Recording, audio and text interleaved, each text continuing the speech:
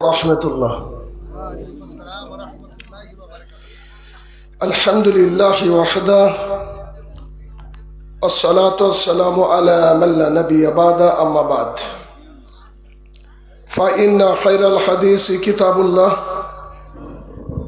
وخير الهدي هدي محمد صلى الله عليه وسلم وشر الأمور محدثاتها وكل محدثة بدعة وكل بدعة ضلالة وكل ضلالة في النار فأعوذ بالله من الشيطان الرجيم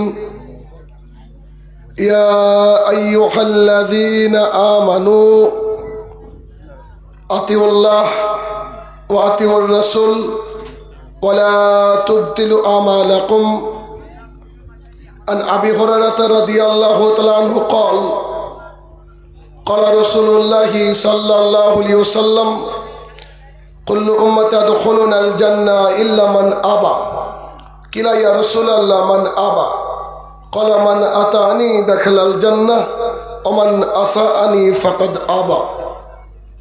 عن عائشة رضي الله تعالى عنها قالت قال رسول الله صلى الله عليه وسلم من عمل عملا ليس عليه أمرنا ফাহুয়া রাদ্দুন। সম্মানিত উপস্থিতি, সর্বপ্রথম আল্লাহ সুবহানাহু ওয়া তাআলার বারগাহে শুকরিয়া জ্ঞাপন করব যে আল্লাহ তাআলা দিনের কিছু জ্ঞান হাসিল করার লক্ষ্যে আমাদেরকে এখানে এসে বসার এবং দিন জানার সুযোগ করে দিয়েছেন। যে আল্লাহ সুবহানাহু ওয়া তাআলা বিচার দিবসের একচ্ছত্র অধিপতি সে রব্বুল ইজ্জাতের বারগাহে শুকরিয়া জ্ঞাপনার্থে আমরা বলি আলহামদুলিল্লাহ। অতঃপর সমগ্র মানব জাতির শিক্ষক, সমগ্র মানব জাতির পথ প্রদর্শক মুহাম্মদুর রাসূলুল্লাহ সাল্লাল্লাহু আলাইহি সাল্লামের ওপর শতকোটি সালাত ও সালাম বর্ষিত হোক, আমরা বলি আল্লাহুম্মা আমিন। আজ মালদার চাচল অন্তর্গত গোপালপুর অত্র এলাকায় আমার সংক্ষিপ্ত বক্তৃতার বিষয় হেদায়েতের নিয়ামত।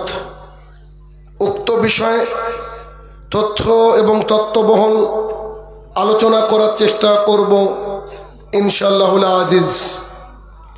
আল্লাহ সুবহানাহু ওয়া তাআলা আপনাকে আমাকে এই পৃথিবীর বুকে পাঠিয়েছেন। তিনি আমাদেরকে কেন পাঠিয়েছেন তা স্পষ্ট কোরআনুল কারীমের মধ্যে উল্লেখ রয়েছে।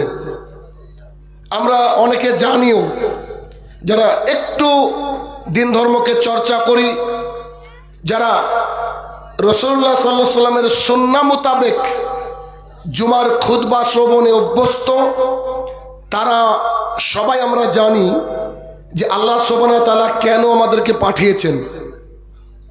কি জানি তো আমরা নাকি?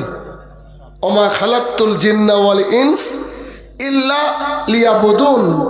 আল্লাহ সুবহানাহু ওয়া তাআলা বলছেন, আমি মানুষ এবং জিনকে শুধুমাত্র, কেবলমাত্র, অনলি ফর দুনিয়ার বুকে পাঠিয়েছি তারা যেন আমার ইবাদত করে।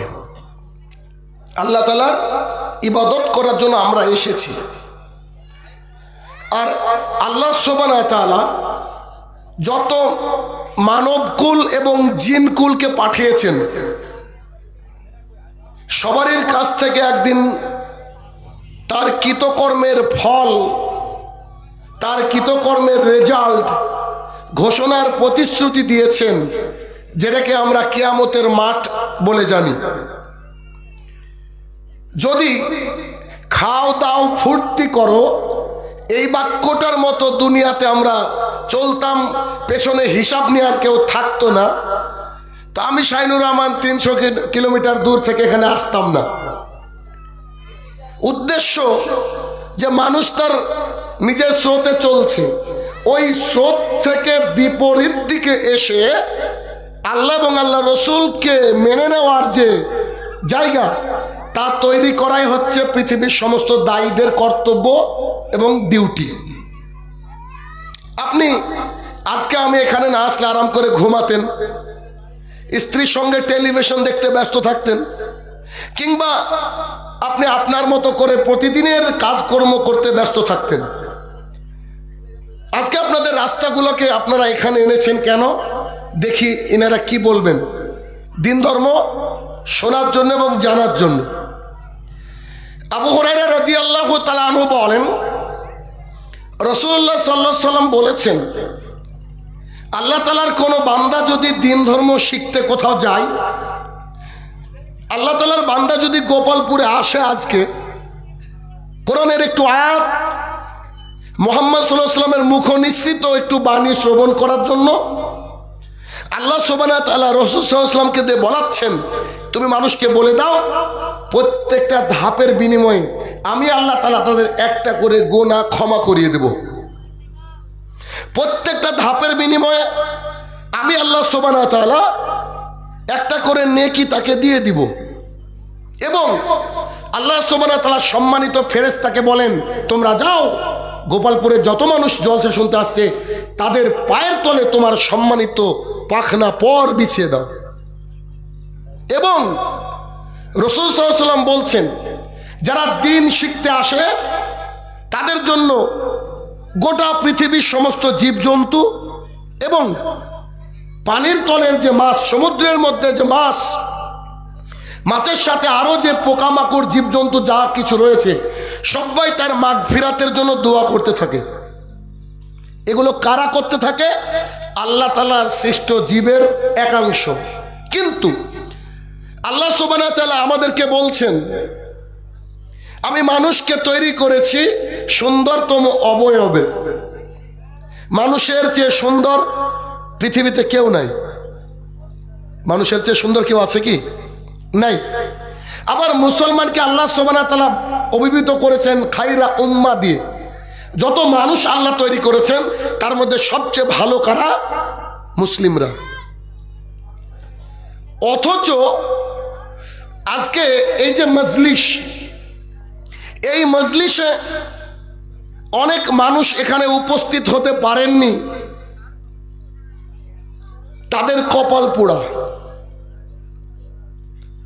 অনেক মানুষ এখানে উপস্থিত হতে পারেননি, এক শ্রেণীর মানুষের দ্বারা কোনো কথার কোনো মানে এমফাসাইজের ব্যাপার নিয়ে সেখানে উপস্থিত হতে পারেনি। সবারই কপালে তো আর কোরআন হাদিস জুটে না। কোরআন হাদিস জুটে তাদেরই যারা একটু আল্লাহর কাছ থেকে ভাগ্য করে এসেছে। কথা কি বোঝাতে পারছি? আপনারা কি কথা বুঝছেন আমার? আমি যে কথাগুলো বলবো, আপনি যদি আমাকে বলেন যে সারা রাত কথা বলতে হবে, তো সারা রাত একটা টপিক দিয়ে দিবেন, সারা রাত হাদিস বলে যাব, হাদিসের স্টক ঘাটতে হবে না।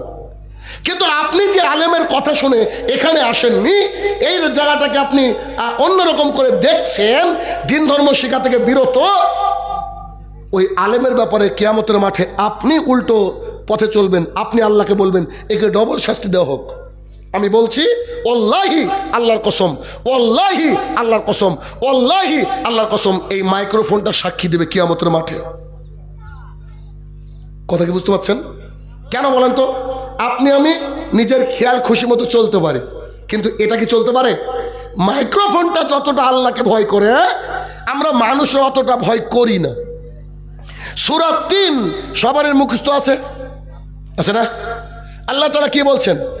লাকাদ খালাকনাল, বলেন, ইনসানা ফি আহসানি তাকওয়িম। আমি মানুষকে সুন্দর করে তৈরি করেছি। সুন্দর করে তৈরি করেছি এই কথা বলার পর আল্লাহ তাআলা বলছেন, যখন ওরা আমার কথা মানেনি, আমি আল্লাহ তাআলা একবারে মাটির সাথে মিশিয়ে দিয়েছি। আল্লাহ তাআলা বলছেন। আরেকটু শুনেন, আল্লাহ সুবহানাহু ওয়া তাআলা কোরআনুল কারীমের এক পর্যায়ে বলছে, এমন করে বলছেন যে বালহুম আদাল, এরা হচ্ছে পশুর চেয়ে নিস। পশু কি বলেন তো? গরু পশু, কুকুর পশু, শুয়োর পশু। তাহলে এই মানুষদেরকে আল্লাহ বলছেন আমি শ্রেষ্ঠ অবয়বে সৃষ্টি করেছি। এই মানুষদেরকে আল্লাহ বলছেন উত্তম করে সৃষ্টি করেছি। এই মানুষদেরকে আল্লাহ তাআলা এক পর্যায়ে বলছেন যে এরা হচ্ছে শুয়োরের চেয়ে নিস। এরা যে পশুর জিনিস। এরা কারা? যারা আল্লাহর জমিনে দিন ধর্ম হোক এটা চাই না, তার নিজের মতকে, তার নিজের অস্তিত্বকে, তার নিজের ব্যবসাকে টিকিয়ে রাখার জন্য আল্লাহর জমিনে কোরআন এবং সুন্নাহ ঠিকঠাক করে চলুক, এটা সে চায় না, এটা চাই না। আমি কোনো মত পথের দিকে দাওয়াত দিই না, আমি দাওয়াত দিই সরাসরি কোরআন এবং হাদিস থেকে। কড়া ডোজ হলেও এই ডোজ যদি সহ্য করতে পারেন আপনার জীবন পরিবর্তন হবে। কেননা আমরা ওই হাদিসের উপরে খুব নজর করে থাকি যে হাদিসের ব্যাপারে রাসূল সাল্লাল্লাহু আলাইহি ওয়াসাল্লাম বলছেন, ও জাতি তোমরা শোনো, তোমাদের যদি কারোর সামনে কিছু বলার দরকার হয়, আমি যে কথা বললাম তুমি যদি কোরআনের একটা আয়াত জানো জাতির সামনে পেশ করো। তুমি জানো না বনী ইসরাইলের কাহিনী বলো, অসুবিধা নেই, কিন্তু তুমি যদি আমার নামে একটা মিথ্যা কথা বলো তো তোমার থাকার জায়গা জাহান্নাম। এই হাদিসকে বুকের মধ্যে রেখেছি। কেন? আপনি যে জুমার খুতবায় উঠে বললেন আল্লাহ এবং আল্লাহ রসুলকে সৃষ্টি না করলে দুনিয়া সৃষ্টি হতো না, আমি বলছি হাদিস made in China.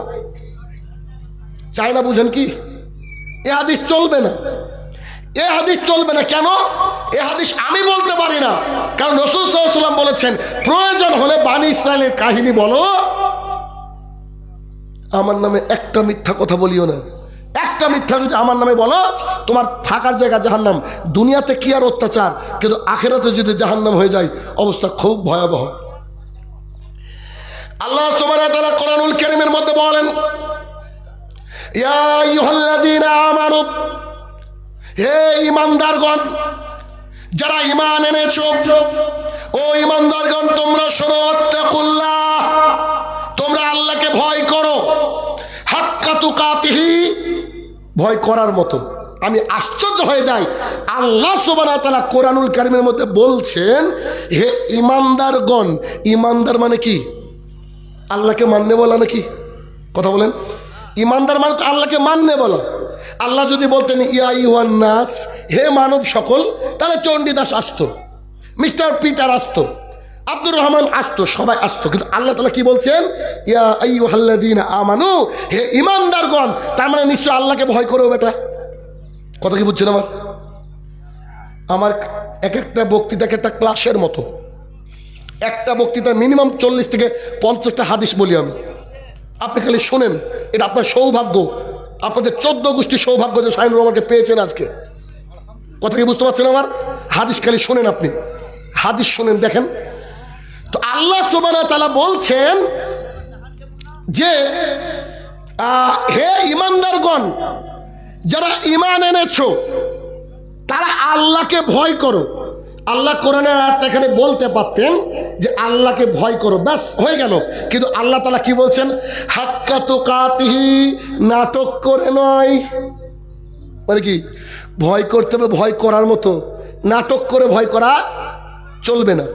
Shahinur Rahman যেখানে যায় 10 কিলোমিটার 20 কিলোমিটার 30 কিলোমিটার দূর থেকে মুসলমান তো আসে, হিন্দুরাও উপস্থিত হয়ে যায় যে আজকে বক্তৃতা শুনবো, অথচ গোপালপুরে মানুষ এখনো টিভি দেখছে। বলেন ওরা শিক্ষিত? বলেন ওই যে বসে টিভি দেখছে, খেলা দেখছে, বলেন ওরা শিক্ষিত? আসুক, কোন বাপের বেটা আছে আমার সামনে কথা বলে কিসে? আমি কার কথা বলছি বলেন তো? আমি কি আমার কথা বলতে এসেছি? আমি কি আমার পরিবারের কথা বলতে এসেছি? আমি আল্লাহর জমিনে আমি কথা বলতে এসেছি, আল্লাহ সুবহানাহু ওয়া তাআলা। এর বাইরে একটা কথা বলবো না। আল্লাহ সুবহানাহু ওয়া তাআলা কোরআনুল কারীমের মধ্যে বলছেন, ও মানব জাতি শোনো, আমার কোরআনের আয়াত যদি কোথাও পঠিত হয়, আমার কোরআনের আয়াত যদি কোথাও কেউ পড়ে, তাহলে তোমার ডিউটি হচ্ছে দুটো। এক, তুমি চুপ থাকবা। কোরআন পড়লে কি করতে হবে? চুপ থাকবা। দুই, মনোযোগ সহকারে শুনবা। আল্লাহর জমিনে আল্লাহর কোরআন পড়ছি, তারপরে পাশে টিভি চলে কি করে? আল্লাহর জমিনে আল্লাহর কোরআন পড়ছি, তারপরে মানুষ কথা বলে কি করে? আল্লাহর জমিনে আল্লাহর কোরআন পড়ছি, তারপরে মানুষের এত সমস্যা কোথায়? আল্লাহ দায়িত্ব দিয়েছে। আমি কি ব্যাখ্যা করলাম ওটা পরের বিষয়, কিন্তু পড়ছি তো কোরআন। কথা বলেন, কি কথা বলছি বুঝতে পারছেন আমার? পৃথিবীর যেই হোক না কেন, এখন যদি আমাদের সিএম এসে এখানে বলে ইয়া আইয়ুহাল্লাযীনা আমানু, এখন যদি আমাদের পিএম এসে আমাদেরকে বলে ইয়া আইয়ুহাল্লাযীনা আমানু, আমাদের ডিউটি হচ্ছে we have to be silent, আমাদেরকে চুপচাপ থাকতে হবে এবং listen to the rapt attention, মনোযোগ সহকারে শুনতে হবে। এটা দায়িত্ব। আপনি মুসলমান, আপনার 14 গোষ্ঠী মুসলমান, নিজেকে কি দেখাতে চাইছেন? আপনি কি দেখাতে চাইছেন? আমি 300 কিলোমিটার দূর থেকে আসি আর আপনি 2 কিলোমিটার দূর থেকে আসতে পারেন না? মানে যান কবর একবার, আপনার হুজুর সাথে যাবে না, ভালো করে মাথায় মধ্যে রাখবেন। হুজুর তো নিজের কিছু বাঁচানোর জন্য, বেড়া দেওয়ার জন্য ব্যস্ত। হুজুর আপনাকে ফাঁকি দেয়, তাই তো আমি এসেছি। হুজুর আপনাকে ফাঁকি দেয়, দেখবেন সব আস্তে আস্তে আমি পোল খুলবো আজকে। একটু দাঁড়ান, কতক্ষণ থাকতে পারেন দেখেন।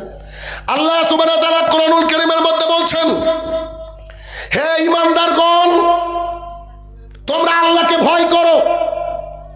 কেমন করে ভয় করো? যেমন করে ভয় করার দরকার।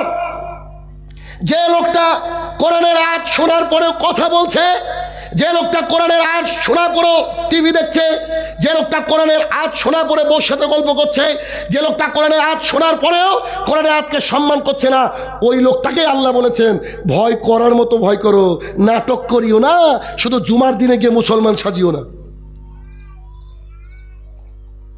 আপনার স্কুলের মাস্টার আপনাকে শিখিয়েছে, খেয়াল করেন তো, আপনার মাস্টার আপনাকে শিখিয়েছে, বেটা তোমার যদি স্কুল আসতে দেরি হয়ে যায়, যদি স্বাধীনতা মানে ওই কি আমাদের চলে, জাতীয় সঙ্গীত চলে, জাতীয় সঙ্গীত যখন চলবে, জাতীয় সঙ্গীতের সময় হাঁটতে হয় না বেটা, জাতীয় সঙ্গীতের সময় দাঁড়িয়ে যাবা, বলে না? জাতীয় সঙ্গীত কে লিখেছে? আরে আমাদের দেশের একজন মানুষ। আল্লাহ তাআলা আসমান থেকে পাঠিয়েছেন কার উপরে? রাসূলুল্লাহ সাল্লাল্লাহু আলাইহি ওয়াসাল্লামের উপরে। কতদিন? 22 বছর 5 মাস, 6 মানে প্রায় আপনার 23 বছর যাবত আল্লাহ তাআলা এই কোরআনুল কারীমের ব্যাপারে বলছেন, এই কোরআনকে যদি আমি পাহাড়ের উপরে নাজিল করতাম, পাহাড় ভেঙে চৌচির হয়ে যেত ভয়ে। কোরআনের মধ্যে কত কি আছে, এই কোরআনই তো পড়ছি আমি। এই কোরআনের কথাই না আপনার সামনে আমি বলছি। আমি কত বড় ডাকাত যে এই কোরআনুল কারীমের আয়াত আমাদের অন্তরকে নাড়া দিতে পারছে না। আল্লাহ সুবহানাহু ওয়া তাআলা বলছেন, মুমিন তো তারাই যাদের সামনে কোরআনের আয়াত পঠিত হলে তারা আল্লাহকে ভয় করে, ভেতরটা কাঁপে তাদের, এবং তাদের ঈমান বৃদ্ধি হয়ে যায়, ঈমান বৃদ্ধি হয়ে যায়। আপনি নিজেকে মুসলমান দাবি করেন, আপনি কিসের মুসলমান? আমার হিসাবে ধরে না। আল্লাহ সুবহানাহু ওয়া তাআলা বললেন, হে ঈমানদারগণ, তোমরা শোনো, তোমরা আমাকে ভয় করো, হাক্কা তুকাতিহি, যেমন করে ভয় করার দরকার। এরপরে আল্লাহ সুবহানাহু ওয়া তাআলা বলছেন, ওয়ালা তামুতুন্না, খবরদার তুমি মৃত্যুবরণ করো না। আশ্চর্য কথা, আল্লাহ বলছেন খবরদার তুমি মৃত্যুবরণ করো না, ইল্লা ওয়া আনতুম মুসলিমুন, মুসলমান না হয়ে।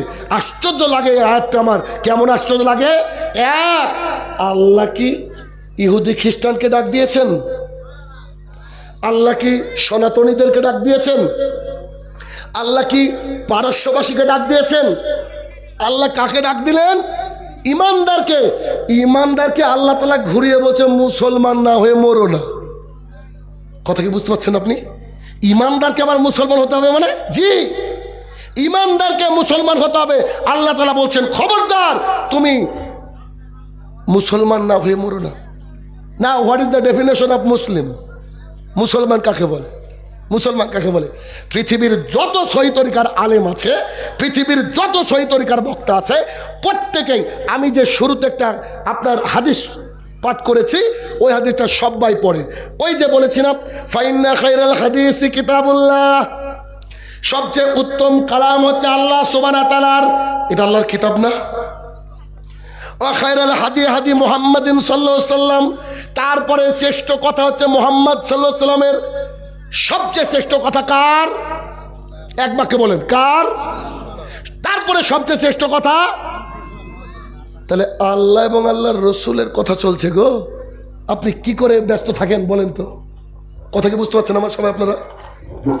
আল্লাহ এবং আল্লাহর রসুলের কথা চলছে, তাহলে ব্যস্ত কি করে থাকেন আপনি? তাহলে কি ওই ব্যস্ততাকে আমাকে দেখাচ্ছেন? বুঝেন বিষয়টা? আমি কথা বলতে এসেছি আল্লাহ এবং আল্লাহ রসুলের শ্রেষ্ঠ কথা, আর এই ব্যস্ততা কি আপনি আমাকে দেখাচ্ছেন, শাহিনুর রহমানকে দেখাচ্ছেন না আল্লাহকে? বলেন তো, কথা বলছেন তো?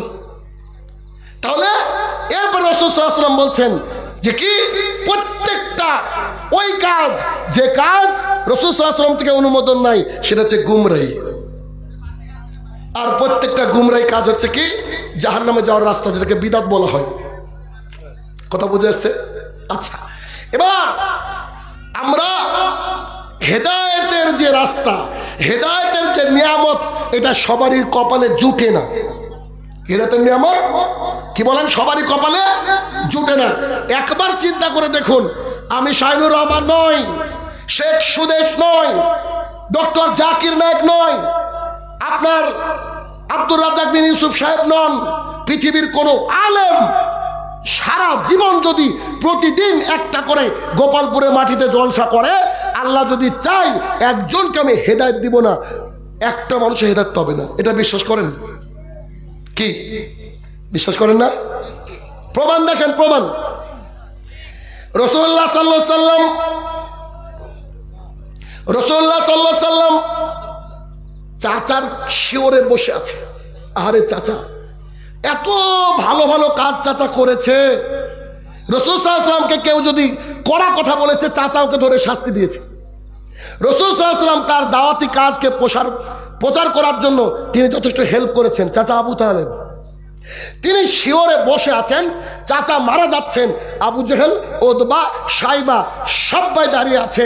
আবু জেহেল, উতবা, শাইবা গোটা টিমটা দাঁড়িয়ে আছে। আর মুহাম্মদ সাল্লাল্লাহু আলাইহি ওয়াসাল্লাম চাচাকে বলছে, চাচা একবার বলেন না লা ইলাহা ইল্লাল্লাহ, একবার বলেন না।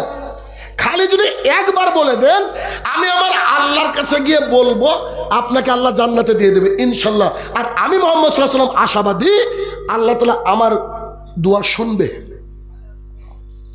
কে দোয়া করছে বলেন তো? মুহাম্মদ সাল্লাল্লাহু আলাইহি ওয়াসাল্লাম কে জানেন? আপনি জানেন উনি কে?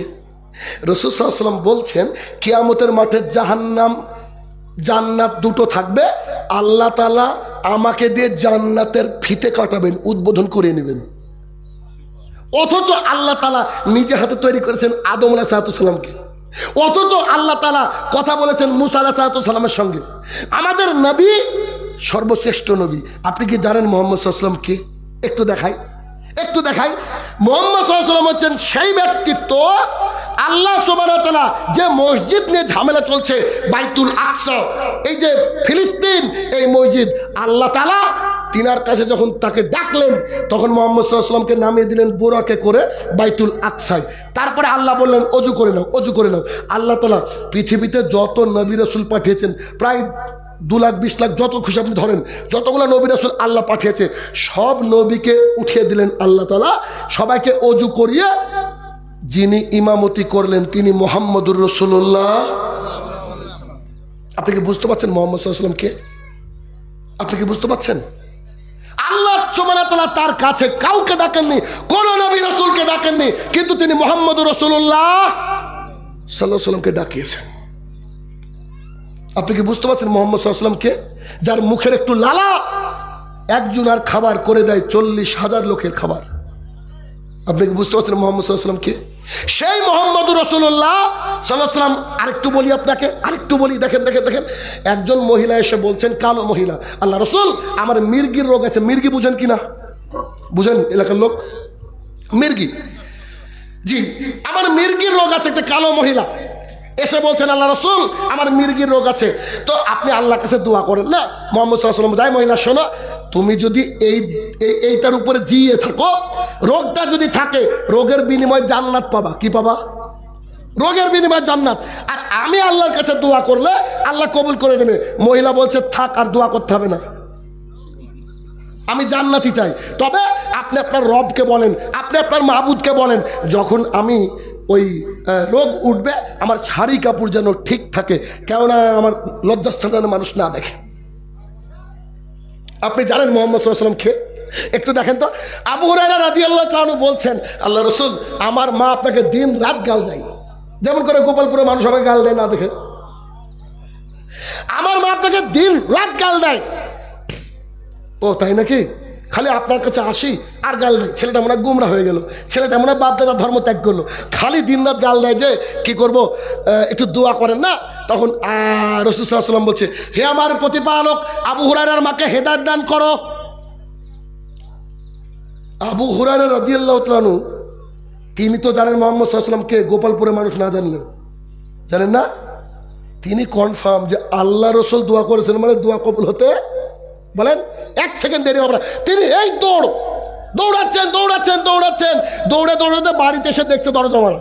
জি, কোটিপতি মানুষ, আপনার বাড়ির মেন গেট আলগা থাকে, আপনি দ্বীন ইসলাম বুঝতে পারেননি, প্রয়োজন হলে মেন গেটে ছালা ঝুলিয়ে রাখতে হবে, তবুও মেন গেট মারতে হবে।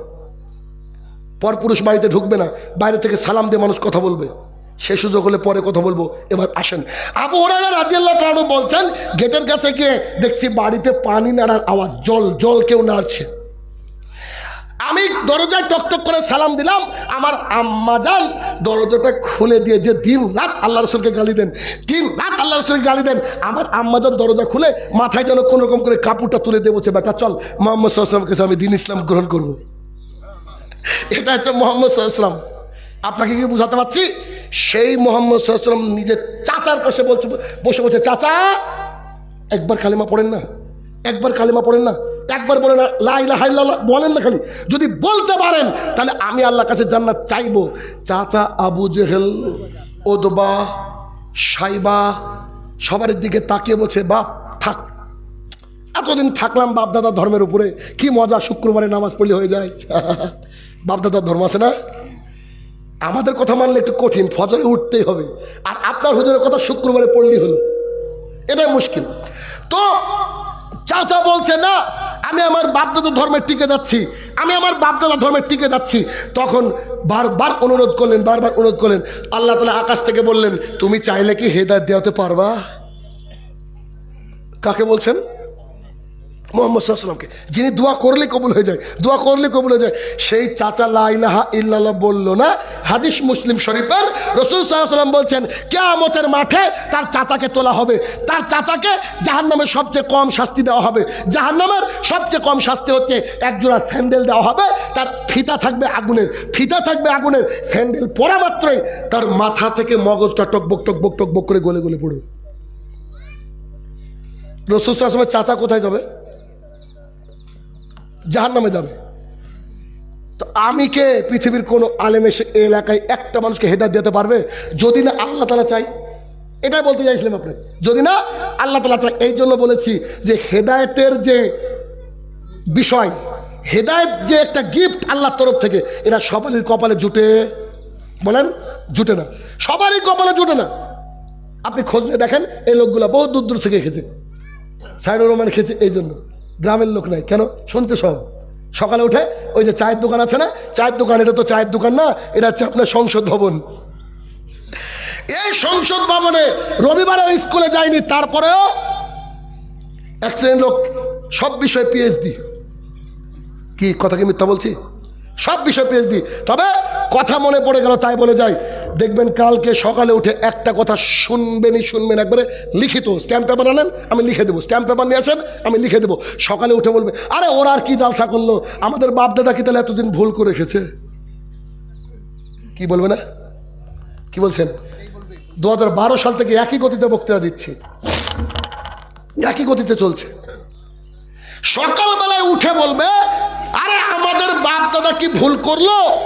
সূরা বাকারা সূরা নম্বর 2 আয়াত নম্বর 170, সূরা মাইদা সূরা নম্বর 5 আয়াত নম্বর 104, সূরা আরাফ সূরা নম্বর 7 আয়াত নম্বর 70, সূরা লুকমান সূরা নম্বর 31 আয়াত নম্বর 21, সূরা আম্বিয়া সূরা নম্বর 21 আয়াত নম্বর 53। একটা আয়াত ভুল হলে বক্তৃতা করা ছেড়ে দেবো। আল্লাহ সুবহানাহু ওয়া তাআলা এই কোরআনুল কারীমের এত জায়গায় বলছেন, তাদেরকে যদি দাওয়াত দিতে যাও তারা বলবে বাপ দাদা এতদিন কি ভুল করলো নাকি? আল্লাহ তাআলা অ্যান্টিবায়োটিক দিয়ে দিয়েছে। সেই আয়াতে আল্লাহ সুবহানাহু ওয়া তাআলা বলছে, শোনো, তাদের বাপ দাদা হয়তো ধর্মই বুঝতো না। আপনার জন্য সোজা করে দিই, আপনারা হয়তো বলতে পারেন যে না এত জোরে বলে গেলেন, একটা আয়াত এদিক ওদিক হবে না। সূরা বাকারা সূরা নম্বর 2 আয়াত নম্বর 170, মোবাইল আছে এখনই খুলেন তো। সূরা মাইদা সূরা নম্বর 5 আয়াত নম্বর 104, এখনই খুলেন তো। সূরা আরাফ সূরা নম্বর 7 আয়াত নম্বর 70, সূরা লুকমান সূরা নম্বর 31 আয়াত নম্বর 21, সূরা আম্বিয়া সূরা নম্বর 21 আয়াত নম্বর 53, এতগুলা জায়গায় আল্লাহ সুবহানাহু ওয়া তাআলা বলছেন তাদের কাছে যদি হক দাওয়াত নিয়ে যাও, তার মানে তাদের কাছে হক নাই। কথা বুঝেননি? তাদের কাছে যদি হক দাওয়াত নিয়ে যাও তারা বলবে আমাদের বাপ দাদা কি ভুল করেছে নাকি? আল্লাহ তাআলা বলছে ওদের বাপ দাদা ধর্ম সম্পর্কে জানতোই না। খুলেন, খালি বলেন যে আমি ভুল বলছি, নেমে যাবে এক্ষুনি স্টেজ থেকে। জি, ফেসবুকে তো রেকর্ড হচ্ছে, যে আল্লাহর কাছে রেকর্ড হচ্ছে, ওখানে তো ছাড় নাই। দুনিয়াতে গোপালপুর থেকে ছাড় পেয়ে গেলাম, কালকে আবার গিয়ে চাচলে শোলমারি না কোথায় বক্তৃতা আছে দিয়ে দিলাম। জি, আমি একটু ভিন্ন মানুষ, হয়তো আপনারা অনেকে জানেন। আমার কথা হলো সমাজকে পরিবর্তন করতে হবে। আমার হিংসা নাই যদি কেউ বলে আমি হানাফি, আমার হিংসা নাই যদি কেউ বলে আমি আহলে হাদিস, আমার হিংসা নাই যদি কেউ বলে আমি শাফি, আমার হিংসা নাই যদি কেউ বলে মালিকি। আমি বলতে চাইছি আসেন, একটু আসেন তো, আপনার আমার কুল কায়নাতের সবারই মাবুদ তো আল্লাহ, নিঃসন্দেহে। সবারই শিক্ষক তো মুহাম্মদ সাল্লাল্লাহু আলাইহি ওয়াসাল্লাম, সবারই সিলেবাস তো এই কোরআন এবং হাদিস। জি, আপনি দেখেন না, একটু খেয়াল করেন, একটু পড়াশোনা করেন। এখন যদি পড়াশোনা না করেন তো আমার কিছু করার আছে কি? কথা বুঝেন? আমি পড়াশোনা করে বক্তৃতা দিই আর আপনার আলেম পড়াশোনা করে না, তাহলে উভয় কি করে সমান হবে বলেন তো? আমি ইংরেজি পড়াই, গোটা বিশ্বের বিভিন্ন প্রান্ত থেকে আমার কাছে ইংরেজি শিখে ছেলেমেয়েরা। এখন আমি যদি বলি যে আমার আব্বা তো আমার চেয়ে বড়, আমার আব্বা পড়ান, আমার আব্বা যে রোববারে স্কুলে যায়নি, হবে কি? হবে না।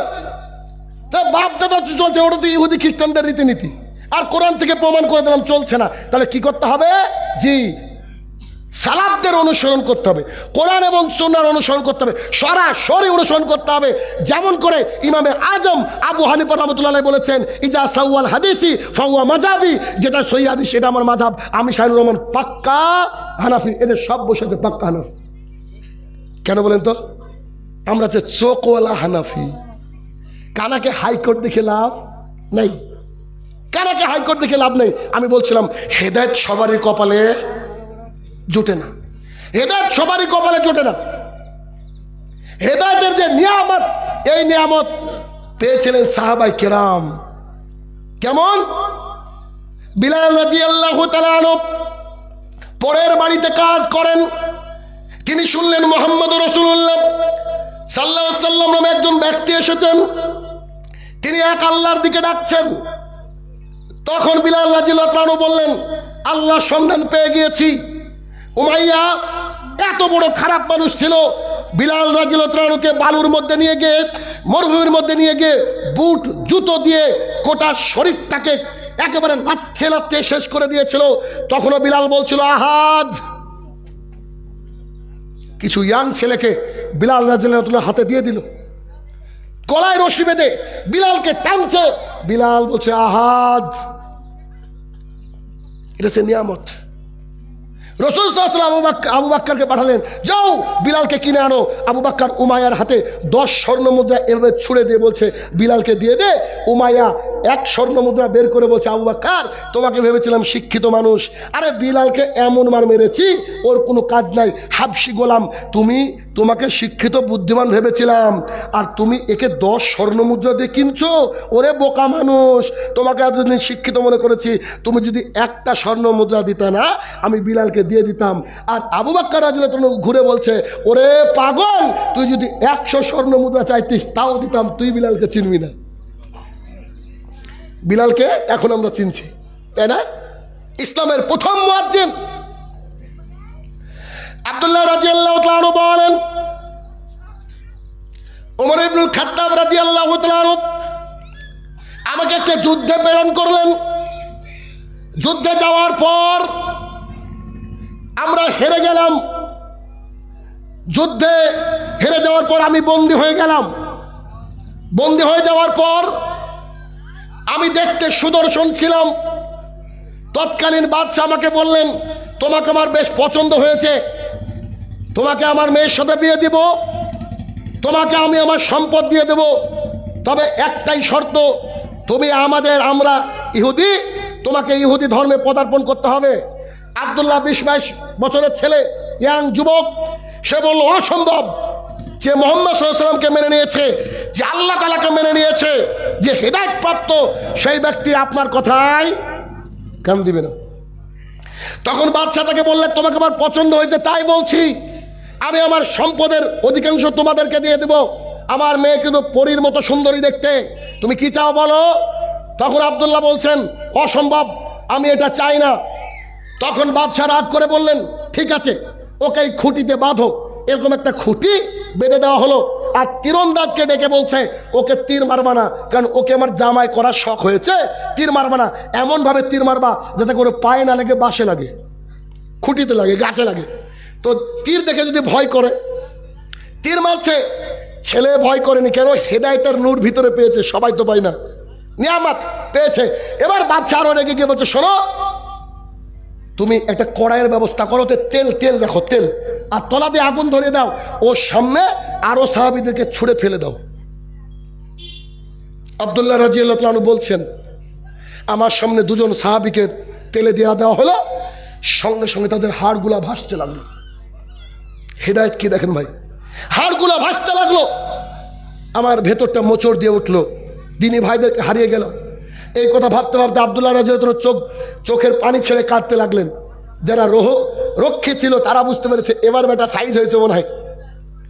সঙ্গে সঙ্গে তাকে বাঁধন খুলে নিয়ে বলছে, চলো যাই, তুমি বাদশার কাছে চলো।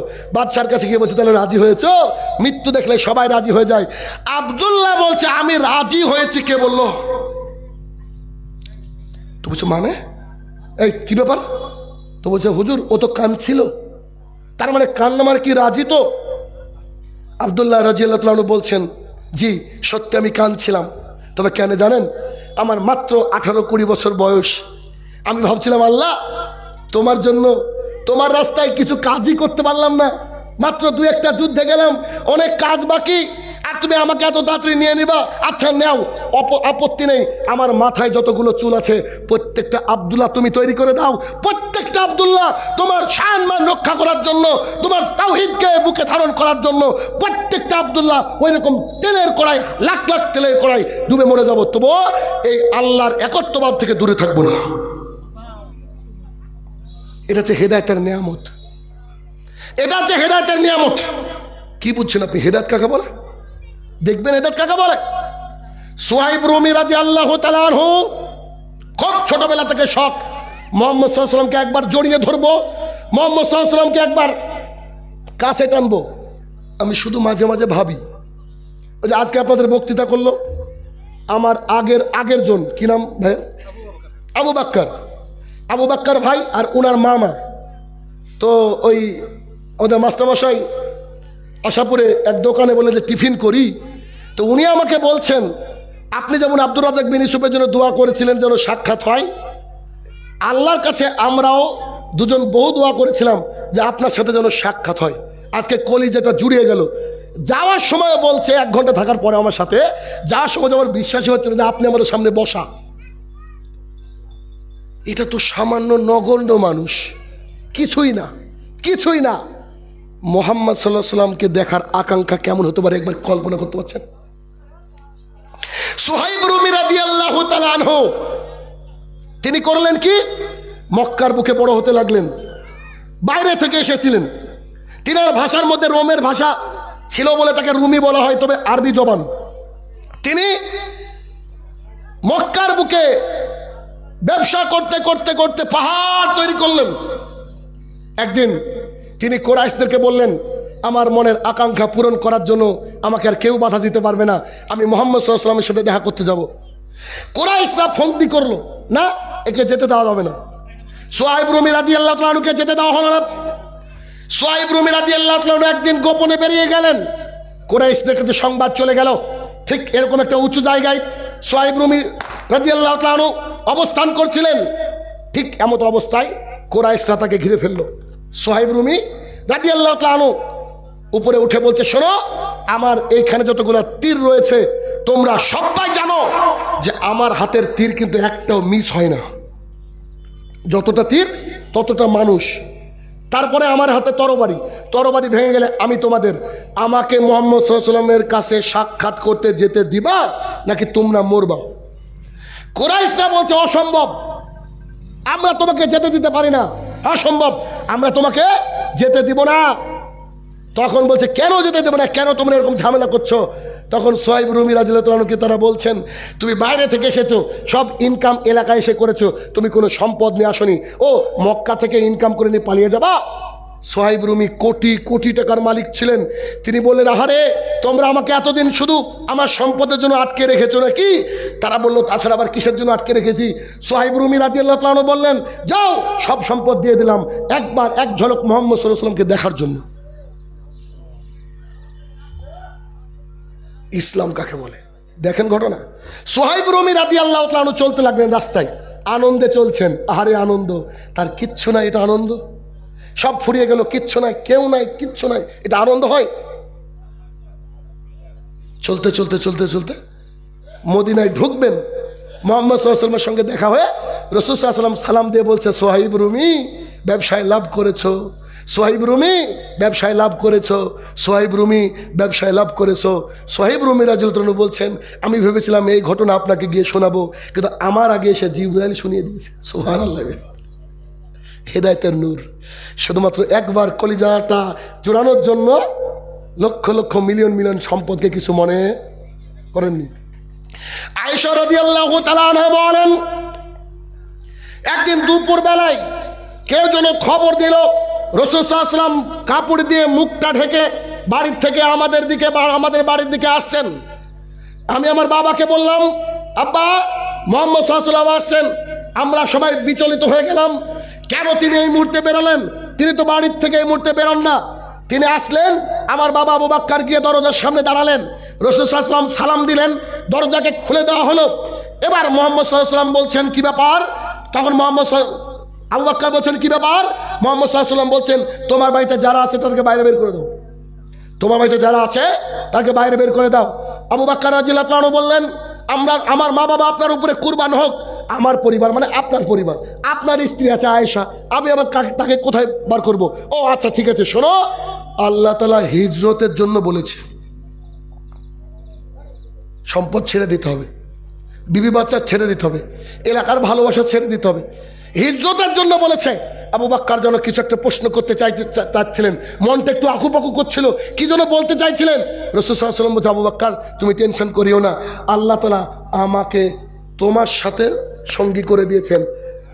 আয়েশা রাদিয়াল্লাহু তাআলা আনহা বলেন, আমার আব্বা আবু বকর এত বেশি কেঁদেছিলেন সেই দিন আনন্দে, যে আমার মতো অধমকে আপনার সাথে দিয়েছে, এত বেশি কেঁদেছিলেন, আমি আমার আব্বাকে এত বেশি কাঁদতে কোনোদিন দেখিনি। হেদায়েত, এটাকে বলা হেদায়েত, এটাকে বলা হেদায়েত নামক সম্পদ। সবারই ভাগ্যে হেদায়েত নামক সম্পদ জুটে না ভাই, খুব কঠিন জিনিস। কেন? হেদায়েতের পথে থাকতে গেলে এলাকার মানুষ আপনার বিপরীত চলবে, কেন? তার প্রমাণ নেই। আনাস রাদিয়াল্লাহু তাআলা আনহু বলেন, রাসূলুল্লাহ সাল্লাল্লাহু আলাইহি ওয়াসাল্লাম, আবু হুরায়রা রাদিয়াল্লাহু তাআলা আনহু বলেন, রাসূলুল্লাহ সাল্লাল্লাহু আলাইহি ওয়াসাল্লাম সাফা পাহাড়ের উপরে উঠলেন, উঠে বলছেন, মক্কাবাসী, জি সবাই উপস্থিত, আজকে এখানে জায়গা অনেক ফাঁকা আছে, লোক আসেননি কেন? নানান বিষয় থাকতে পারে, কিন্তু মুহাম্মদ সাল্লাল্লাহু আলাইহি ওয়াসাল্লাম যখন মক্কাবাসীকে ডেকেছেন, একজনও ঘরে নাই, সবাই এসেছেন।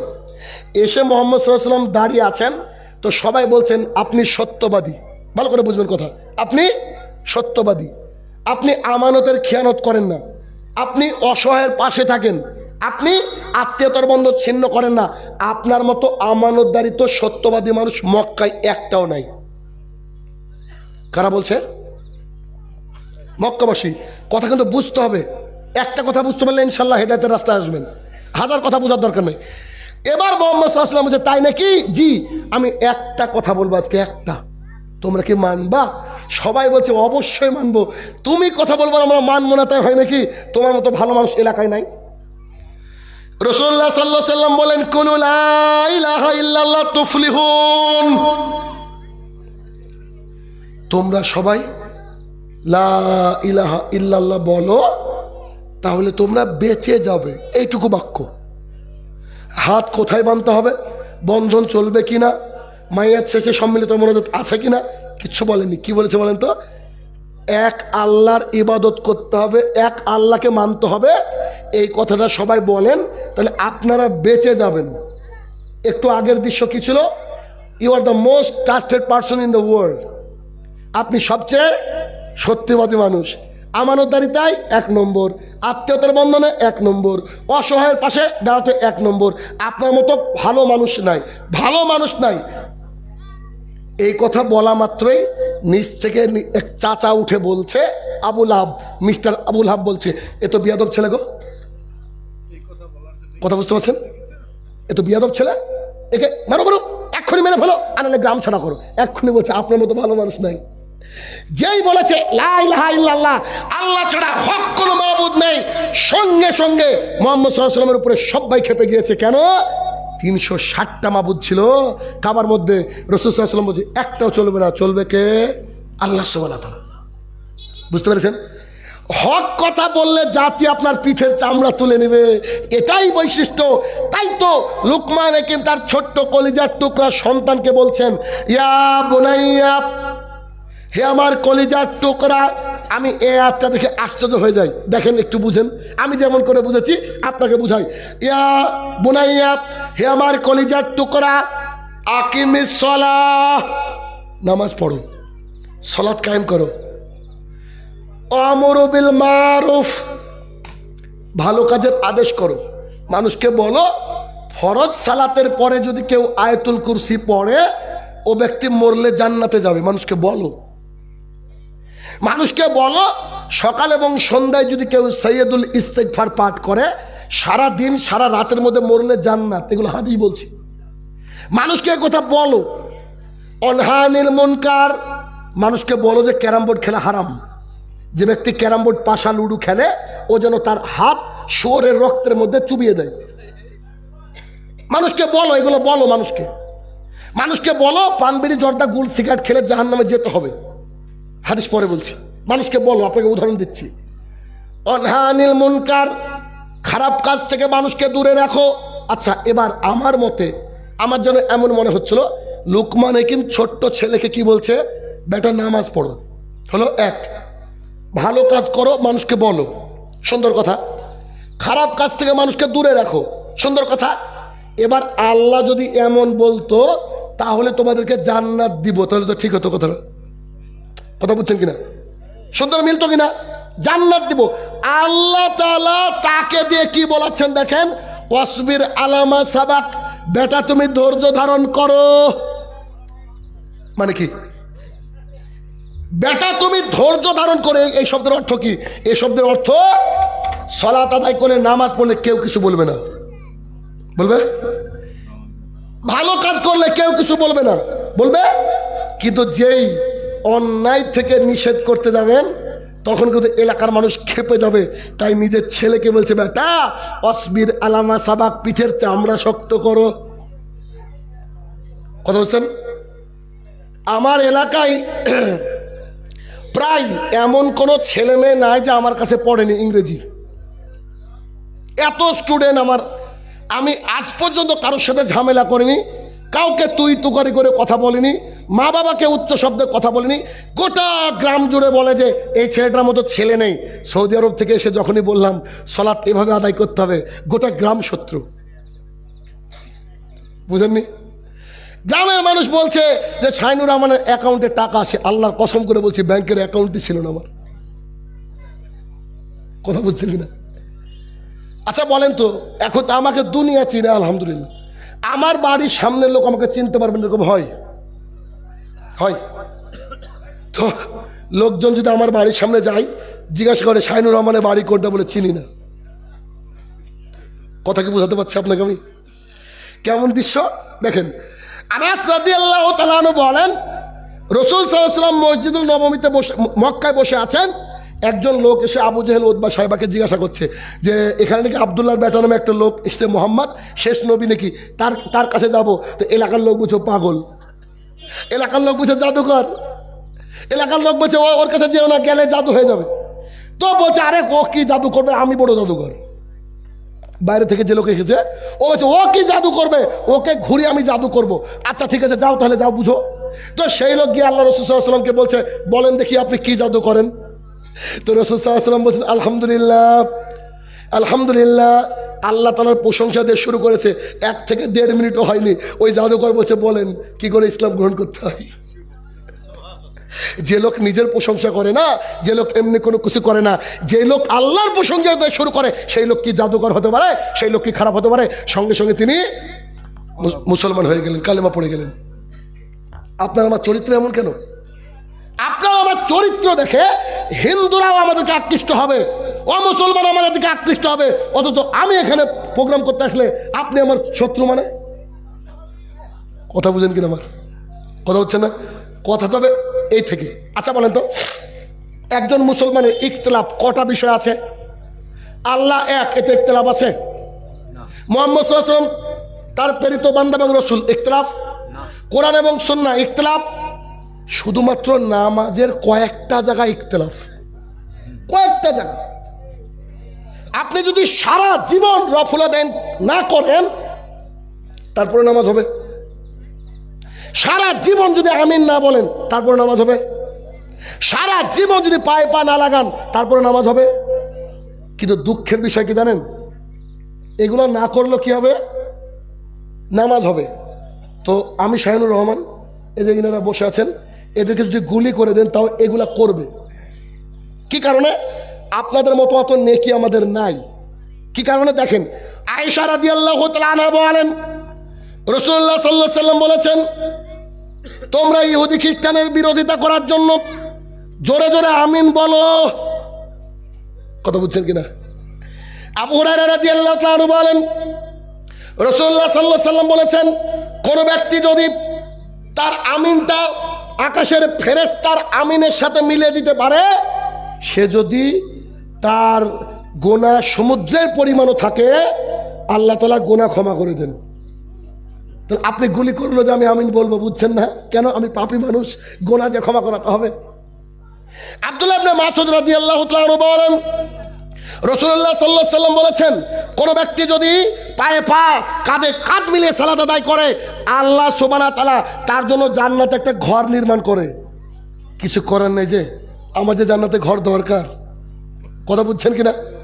আমার যে জান্নাতে ঘর দরকার, তাহলে আপনার হুজুরও জানে যে আমিন জোরে বলার হাদিস আছে, তিনি তার মাযহাবকে বাঁচাতে বলছেন। আচ্ছা ঠিক আছে, একটু মিলিয়ে চলা যায় না? কথা বুঝেন? হ্যাঁ, আপনি যারা আহলুল হাদিস লোক আছে তাদেরকে বলতে পারেন, ভাই অত জোরে বলিয়েন না, আমিন এরকম না বলে বলেন আমিন। সম্প্রীতি, জি সম্প্রীতি নাকি? আপনি বলেন যে ঠিক আছে, আমি তোমার বাবার বয়সের মানুষ, তুমি বিয়াদবি করো, পায়ে পা লাগানো, যদিও বিয়াদবি আল্লাহ রাসূল শিখিয়েছেন, এই বিয়াদবির বিনিময়ে জান্নাত।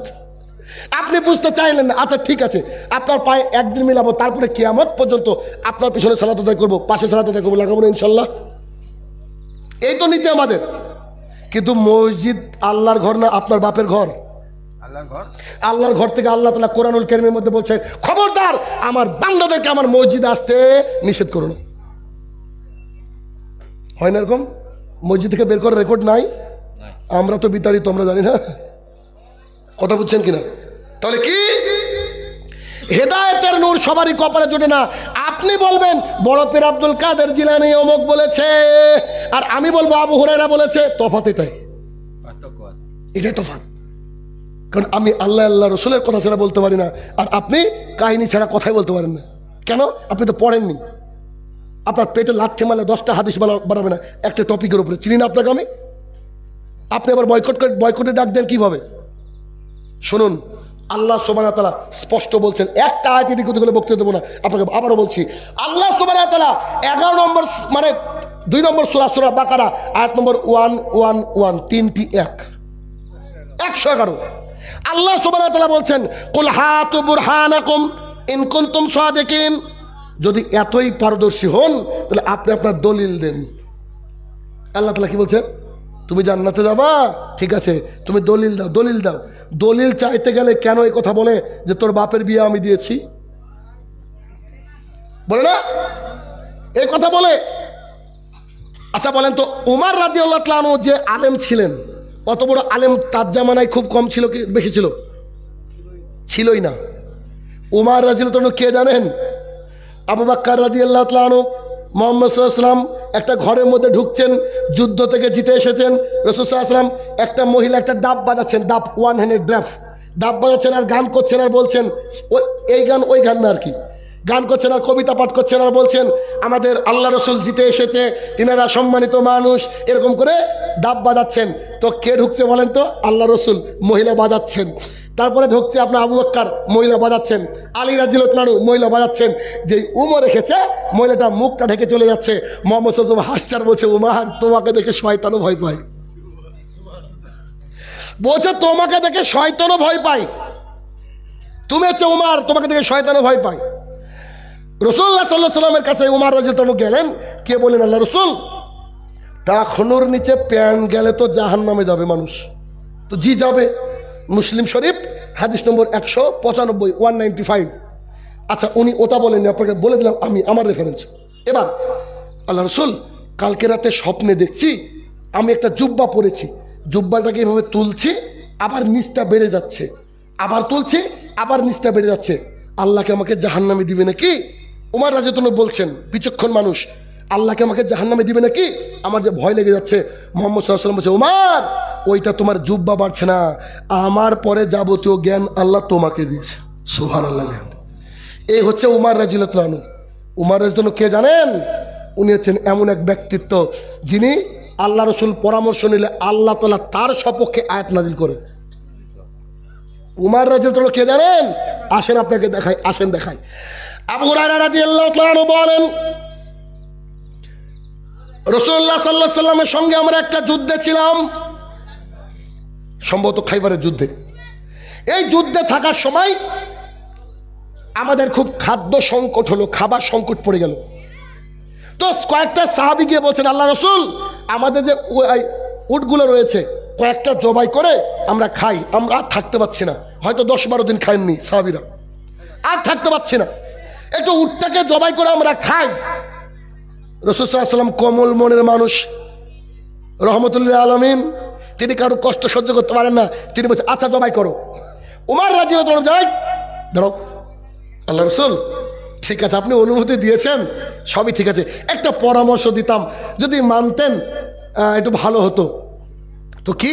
আল্লাহ রসুল, উটগুলাকে যদি জবাই করে দিই আমাদের বাহন কমে যাবে, যুদ্ধের সমস্যা হবে, তার চেয়ে যার কাছে যা খাবার আছে সবাই নিয়ে আসুক, আপনি একটু বরকতের দোয়া করে দেন। কনফিডেন্ট দেখেন, বরকতের দোয়া করে দেন। ওহো, ঠিক বলেছে উমার, আচ্ছা সাহাবীরা তোমরা তাই করো। তখন উমার বলছে, রাইট, একটা চাদর বিছা, একটা চাদর বিছিয়ে দিয়েছে। বলছে, যার যা খাবার আছে নিয়ে আয়, হাদিস শুনবেন, যার যা খাবার আছে নিয়ে আয়। ও আবু হুরায়রা রাদিয়াল্লাহু তাআলা বলছেন, একজন 1 মুঠ জব আনলো, 1 মুঠ জব, একজন আধখানা রুটি, কেউ আবার হয়তো একটা খেজুর আনলো, এটা হাদিস আসেনি আমি বলছি। এইটুকু খাবার হয় গত মানুষের, এটুকু খাবার। রাসূলুল্লাহ সাল্লাল্লাহু আলাইহি ওয়াসাল্লাম চাদরের উপরে বসে বরকতের দোয়া করলেন। এবার হাদিস আমি বুঝতে পারিনি, দেখি গোপালপুরের মানুষ বুঝে কিনা বরকত কাকে বলে। রাসূল সাল্লাল্লাহু আলাইহি ওয়াসাল্লাম দোয়া করার পর আবু হুরায়রা রাদিয়াল্লাহু তাআলা বলছেন, সমস্ত সাহাবীদেরকে উমর বললেন, তোমরা সবাই নিজের কেটলি, নিজের পাত্র পুরে নাও। সবাই পুরে নিল। তারপরে বলছে, সবাই পেট পুরে খেয়ে নাও, সবাই খেয়ে নিও। খেয়ে নেওয়ার পরে দেখছি খাবার আটছে না চাদরে। সুবহানাল্লাহ বিহামদিহি। এই হচ্ছেন উমর রাদিয়াল্লাহু তাআলা আনহু। কথা বুঝছেন তোমার? এবার আমি যে হাদিসটা বলতে যাচ্ছিলাম তার লাগে আপনাকে এত দূর নিয়ে আসলাম, হাদিসটা কি একটু খেয়াল করেন তো। উমর রাদিয়াল্লাহু তাআলা আনহুর বাড়িতে একজন সাহাবী গিয়েছে, গিয়ে বলছে, আসসালামু আলাইকুম। উত্তর দেননি, হয়তো ব্যস্ত ছিলেন, ভিতরে ছিলেন, অন্দরমহলে ছিলেন। আবার বলছেন, আসসালামু আলাইকুম, উত্তর পাননি। আসসালামু আলাইকুম, তিনি শুনতে পেয়েছেন, উত্তর দিতে আসতে গিয়ে সাহাবী বাড়ির গেট থেকে ঘুরে চলে আসছে। উমর বলছে, জি আবু সাইদ, কি ব্যাপার? জি আমিরুল মুমিনিন, তুমি ঘুরে যাচ্ছ মানে? ও ঘুরে যাচ্ছিলাম, রাসূল সাল্লাল্লাহু আলাইহি ওয়াসাল্লাম বলেছেন, কারোর বাড়িতে গিয়ে 3 বার সালাম দিও, উত্তর না পেলে তুমি রিটার্ন এসো। উমর রাদিয়াল্লাহু তাআলা বলছে যে তুই এইদিকে আয়, দলিল যদি না দিতে পারিস তোর ভাগ্য আছে খারাপ আছে। আমি উমর মুহাম্মদ সাল্লাল্লাহু আলাইহি ওয়াসাল্লামের সঙ্গে এত থাকলাম, এতই করলাম, কিন্তু আমি এই হাদিস শুনলাম না।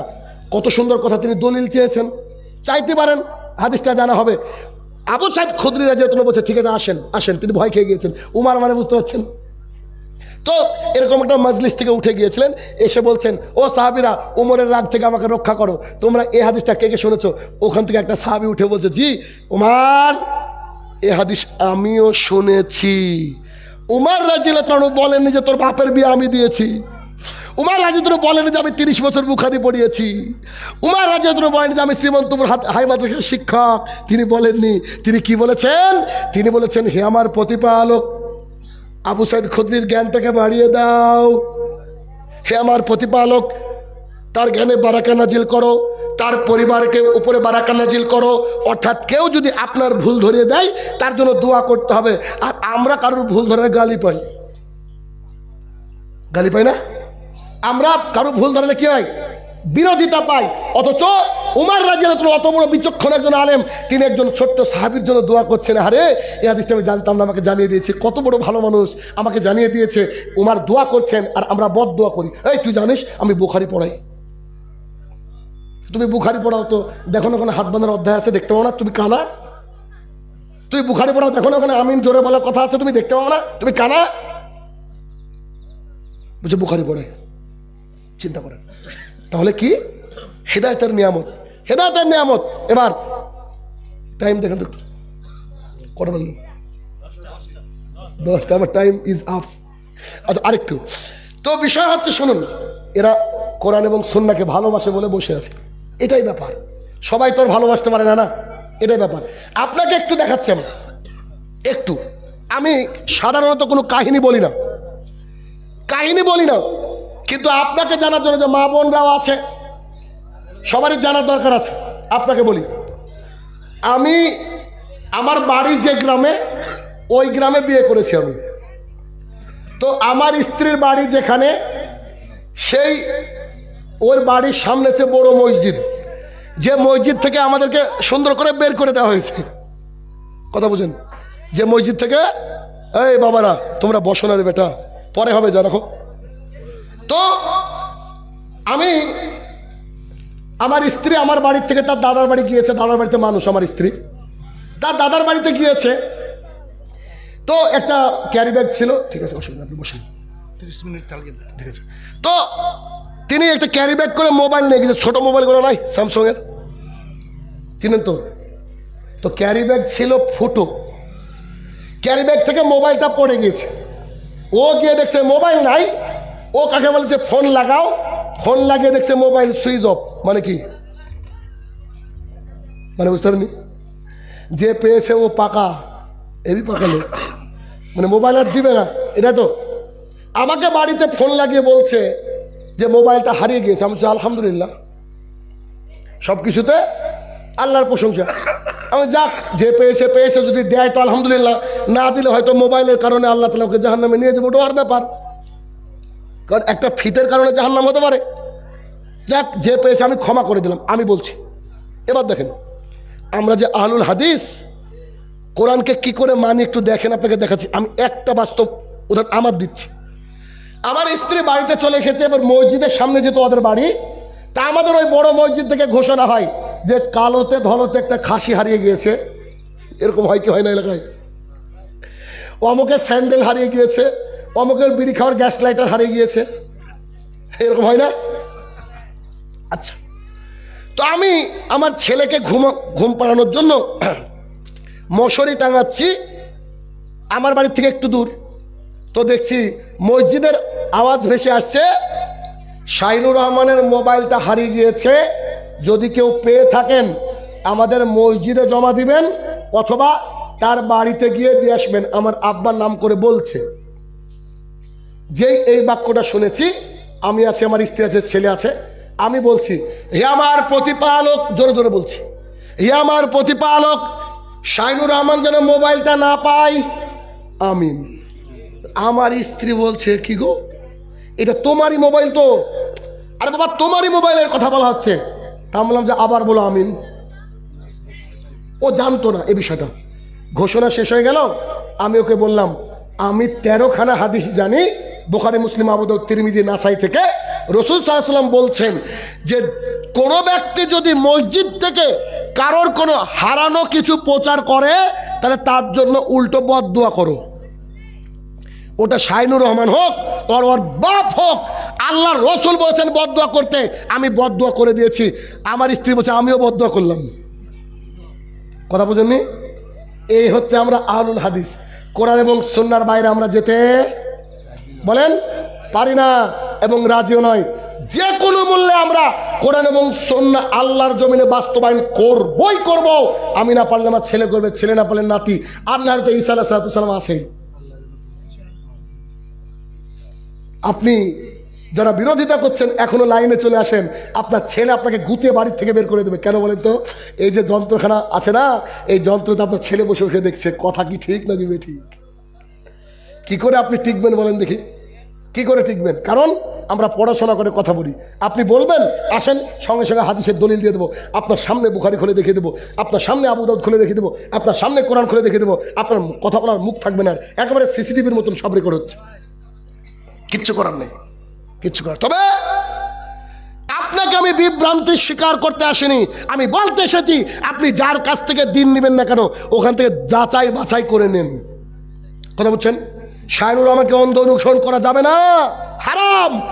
কাউকে অন্ধ অনুসরণ করা যাবে না। যার কাছ থেকেই পান না কেন তাকে বলেন যে দলিল কোথায় দেখান তো, এভাবে বলতে হবে। কিচ্ছু করার নেই।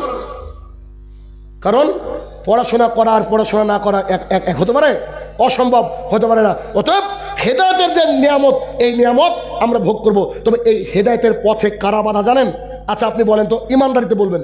একটা ড্রাইভার খুব গতিতে গাড়ি চালাচ্ছে আর আপনি প্যাসেঞ্জার, আপনি ওকে বলছেন হ্যাঁ ভাই শোনেন, যদি অ্যাক্সিডেন্ট হয় ভাগ্য খারাপ আছে, কিন্তু ঠিকঠাক চালান, ঠিকঠাক চালান। বারবার বলতে বলতে বলতে বলতে দিয়েছে ঠুকে, গাড়িটা অ্যাক্সিডেন্ট হয়ে গেছে। এখন আপনি ড্রাইভারকে বকবেন নাকি খালাসিকে? ড্রাইভারকে বকবেন না, ড্রাইভার তো গাড়ি চালাচ্ছে। কথা বুঝেন কিনা? আমাদের ইসলাম ধর্মের ড্রাইভার হচ্ছে আমাদের আলেম ওলেমা। এখন আমি আলেম ওলেমাকে ছাড়া অন্য কাউকে কেন বকবো? সাধারণ পাবলিক তো দাঁড়িয়ে আর টুপি দেখলে ভুলে যায়। এরা তো দিন ধর্ম, গতকালকে বলেছি, তার আগের দিন বলেছি যে 10 টাকা কেজি আলু, 15 টাকা কেজি আলু, 20 টাকা কেজি আলু কিনতে গিয়ে যতটা যাচাই বাছাই মুসলমান করে, ধর্মের বিষয়ে এতটা যাচাই বাছাই করে না। কি বলেন? খুব যাচাই বাছাই করে। এবারে আলু বাঁচতে বাঁচতে বাঁচতে একটা কম পড়েছে, দোকানদার তুলে দিচ্ছে, দাঁড়ান ওটা দিবেন না। কেন? ওটা 15 টাকা কেজি আলু। কিন্তু ধর্মের ব্যাপারে বাবা তোমার তাবিজ কেন? হুজুর দিয়েছে। শাইনুর রহমান বলছে, মানে মুসনাদ আহমদ 4 নম্বর খণ্ড 256 নম্বর পৃষ্ঠা, মানে আল্লাহ কা তামিমা ফাঁকা 10 টাকা। যে ব্যক্তি তাবিজ পড়লো, ব্যক্তি শিরক করলো, শিরক করলে তার আমল সব শেষ।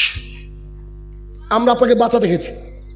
আমরা দিন রাত বলছি সন্তান হয় না, আল্লাহর কাছে চান। সন্তান হয় না, জাকারিয়া আলাইহিস সালাম চেয়েছিলেন, আল্লাহ তাকে সন্তান দিয়েছিলেন। সন্তান হয় না, আল্লাহর কাছে চান। কোনো মাজারে গিয়ে সন্তান চাওয়া যাবে না। মাজারে যাবেন মানে আপনার পেছনের আমল সব শেষ। এটা বলতে এসেছি আপনি, এটা বলতে এসেছি। কেন? আপনি মসজিদে বলছেন ইয়াকা নাবুদু ওয়া ইয়াকা নাস্তাইন, আল্লাহ কেবল তোমার ইবাদত করি আর তোমার কাছে সাহায্য চাই, আর ফাজলামি করতে চলে গিয়েছেন পীরের দরবারে। দিন ইসলামকে জেনে বুঝে করতে হবে। তবে এই গোটা আল্লাহর জমিনে দিনকে সঠিকভাবে বিছানোতে যারা বাধা দিচ্ছে তারা কিন্তু আমাদের আলেম সমাজ, তবে সবাই নয়। গায়ে মাখবেন না কথা। ডক্টর জাকির নায়েককে নরেন্দ্র মোদী তাড়েনি, ডক্টর জাকির নায়েককে মমতা ব্যানার্জি তাড়েনি, ডক্টর জাকির নায়েককে অমিত শাহর মতো খতরনাক লোক তাড়েনি, ডক্টর জাকির নায়েককে এক শ্রেণীর আলেমরা তেড়েছে। অথচ গোটা বিশ্বের একটা রহমত ডক্টর জাকির নায়েক। কি বলছেন আপনি? উনি কথা বলার আগে রেফারেন্স বলেন, এই যে ব্যবসা বন্ধ হয়ে গেল, কথা বলছে রেফারেন্স বলছে ব্যবসা বন্ধ হয়ে গেল, কি করবেন বলেন?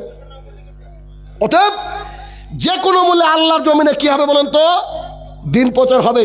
আল্লাহ যে কাকে দিয়ে দিন প্রচার করে নেবে এটা আল্লাহ তাআলার ব্যাপার। কি বলেন?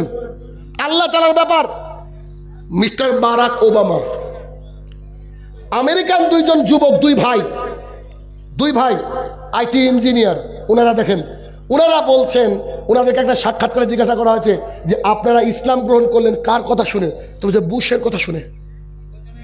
কি বলছে? বুশের কথা শুনে ইসলাম গ্রহণ করেছি।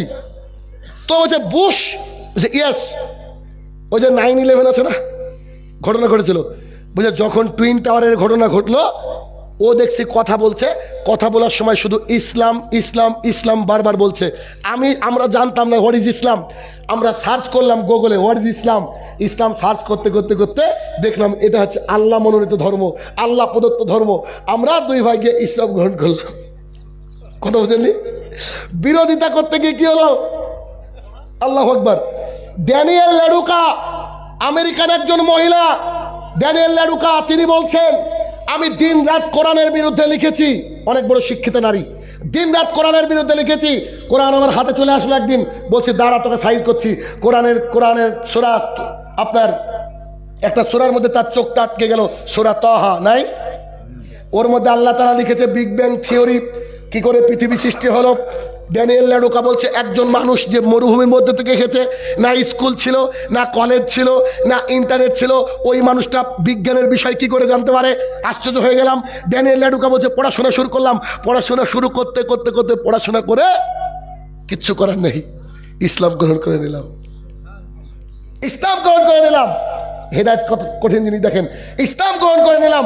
ইসলাম গ্রহণ করার পর তিনি লিখছেন কি দেখেন, মা বোনদের জন্য কথা।